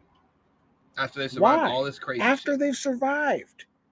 So that tells me that there's a bigger problem here, because I know the reality, and you know just as well. When you got out of the military, it was thank you for your service. If you need anything, call the VA. That's it. And that is the fucking reality here. And that does not sit right with me. 100%. That's what my program is all about, Eddie. Allinadays.com. I have resources there for veterans. You click on the resource tab, a whole slew of resources there for veterans. It's all there. All you gotta do is click on it. That's awesome, man. It's all there, man. Well, it is definitely all in a day's work. It's all it is, brother. Absolutely. Well, I do appreciate you having you coming on here and making the trek. And next time I'm going to make the trek to you. Absolutely. Thank you for having me, excited bro. to sit here and listen to not just your story and your experiences, but how you're taking your, I don't know, you're taking a real call to action, and you're also calling for more action amongst other people who are remaining stagnant in, I don't know if there's anything that can unite us. A lot of people say I'm like a conservative right-wing Republican or some shit. I'm none of that shit. I'm American. I'm an ideas guy. If I'm a liberal, I'm the liberal from the 70s. If Dude, anything, I'm an ideas guy. It. I can't believe that we're all not agreeing on simple shit. Simple shit. If you're not an expert, talk to an expert about violence and figure out how to combat violence. Exactly. Like, we do counterintelligence. We do counterinsurgencies. And we have to combat violence against our youth. I want to make a quick message real quick. People have to learn and realize it's not up to the government to protect and save you from everything. You need to be able to protect yourself and train yourself. Yeah. Don't rely on the government to be your savior, because right now the government is doing a very, very good job at messing things up. And I'm not really big on putting all of my chips on something that is, well, showing a track record of loss. Absolutely. It is definitely showing a track record of loss. I'm just going to put out a couple resources for people that want to get trained. You don't need to be a superstar at enacting violence, and bringing it to people who need to have violence done upon them. If you're a sober, moral, prudent, and just individual, and you need to know what a justified shooting is versus not shooting. Unless otherwise, you will be a murderer as far as society's eyes, and you're also going to be legally responsible for that death that you've created. So I'd like to recommend you guys all check out Costa Ludus, Sheepdog Response. What else? Active self-protection. There's so many resources on YouTube that are free to use, so you can learn. If you're a new gun owner, or if you're thinking about getting into guns, come reach out, talk to me. Absolutely. And I can refer you to some of my gun instructors in your area. There's no reason why we can't all, as a society, we don't need a fucking militia, but we definitely do need armed citizens who will make good decisions. You don't want to take the shot, hit the wrong person. Exactly. And you're responsible for every round that leaves that weapon. Every round, just like you're in the military. Exactly. Same shit. Every single round. It's not just a wild, wild west where it's just gun slinging. And this is the biggest thing I want people to know, too, about my program. We're not cops. We're not out being vigilantes. We're deterrent, and we're ready to act if necessary. Mm-hmm. That's we're not trying to take cops' jobs. I'm making a relationship with law enforcement in my community. And it's so beautiful, man. It is so warming to see all of them being so receptive to it. Because I thought that they were going to be, oh, this guy's trying to take our job. Look at this rent, look at this. No, man. Because as soon as I start talking to them and explaining what's going on, and then they watched my videos, they were like, dude, this dude gets it. And Derek, because he talks to all the other ones, he was like, dude, every single one of them are on board. We should definitely link up all the sheriffs, man, and talk about this. There's no reason why we can't get it done. It's getting big, brother. Yeah. If you guys would like to reach out to Anthony at all, he's on Facebook. Where else? Yeah, Facebook. The easiest way to get in touch with me is on either TikTok, and just follow me at AntTrip7, ANTTRIP, the number 7, or my website, allinadays.com. There's a chat with me or a donation. You hit the button, it sends me a direct email. So people want me to come and speak to them, come to their podcast, come talk to their kids, check out their school. That's how they do it. Donate. That's how they do it. Gas prices for me to get school to school, park to park. This is how they do it, and it's been nice. The community is stepping up to actually show a difference. Absolutely. Please donate, y'all. I'm definitely going to donate as soon as I'm back to work. So thanks for having you. Thank you for having me, brother. And much love, brother. Absolutely, brother. Thank you, guys. Thank you, everybody, for listening in all the way through. Anthony is somebody who is extremely remarkable, a complete wildfire when it comes to the fierce protective instinct he has towards humanity. And I think we need a lot more of that, honestly. If you'd like to chat about anything we covered, especially veteran suicide, or if you're having dark thoughts, please reach out to any of the resources I post in the comments, or reach out to me. I will take time out of my day. You are worth it. And please don't pass the pain to somebody else. You're not in this alone. And there are people who care enough to try to intervene and help you, man or woman. So please do feel free to share this with friends. We're trying to get more out there and to spread our message of trying to figure out how we can do this thing. Talking to other people is just the start of combating veteran suicide and suicide in general. And talking about our problems, opening up, sharing stories might just make a difference in somebody else's lives. So please do not hesitate to reach out. Please to any of these resources in the comments, and also any of the resources in the description. You are worth it. You are absolutely worth it. If you'd also like to reach out to Anthony via his page, everything will be posted down in the description as well. I hope you're having a great day, and thank you for tapping into Off the Deep End.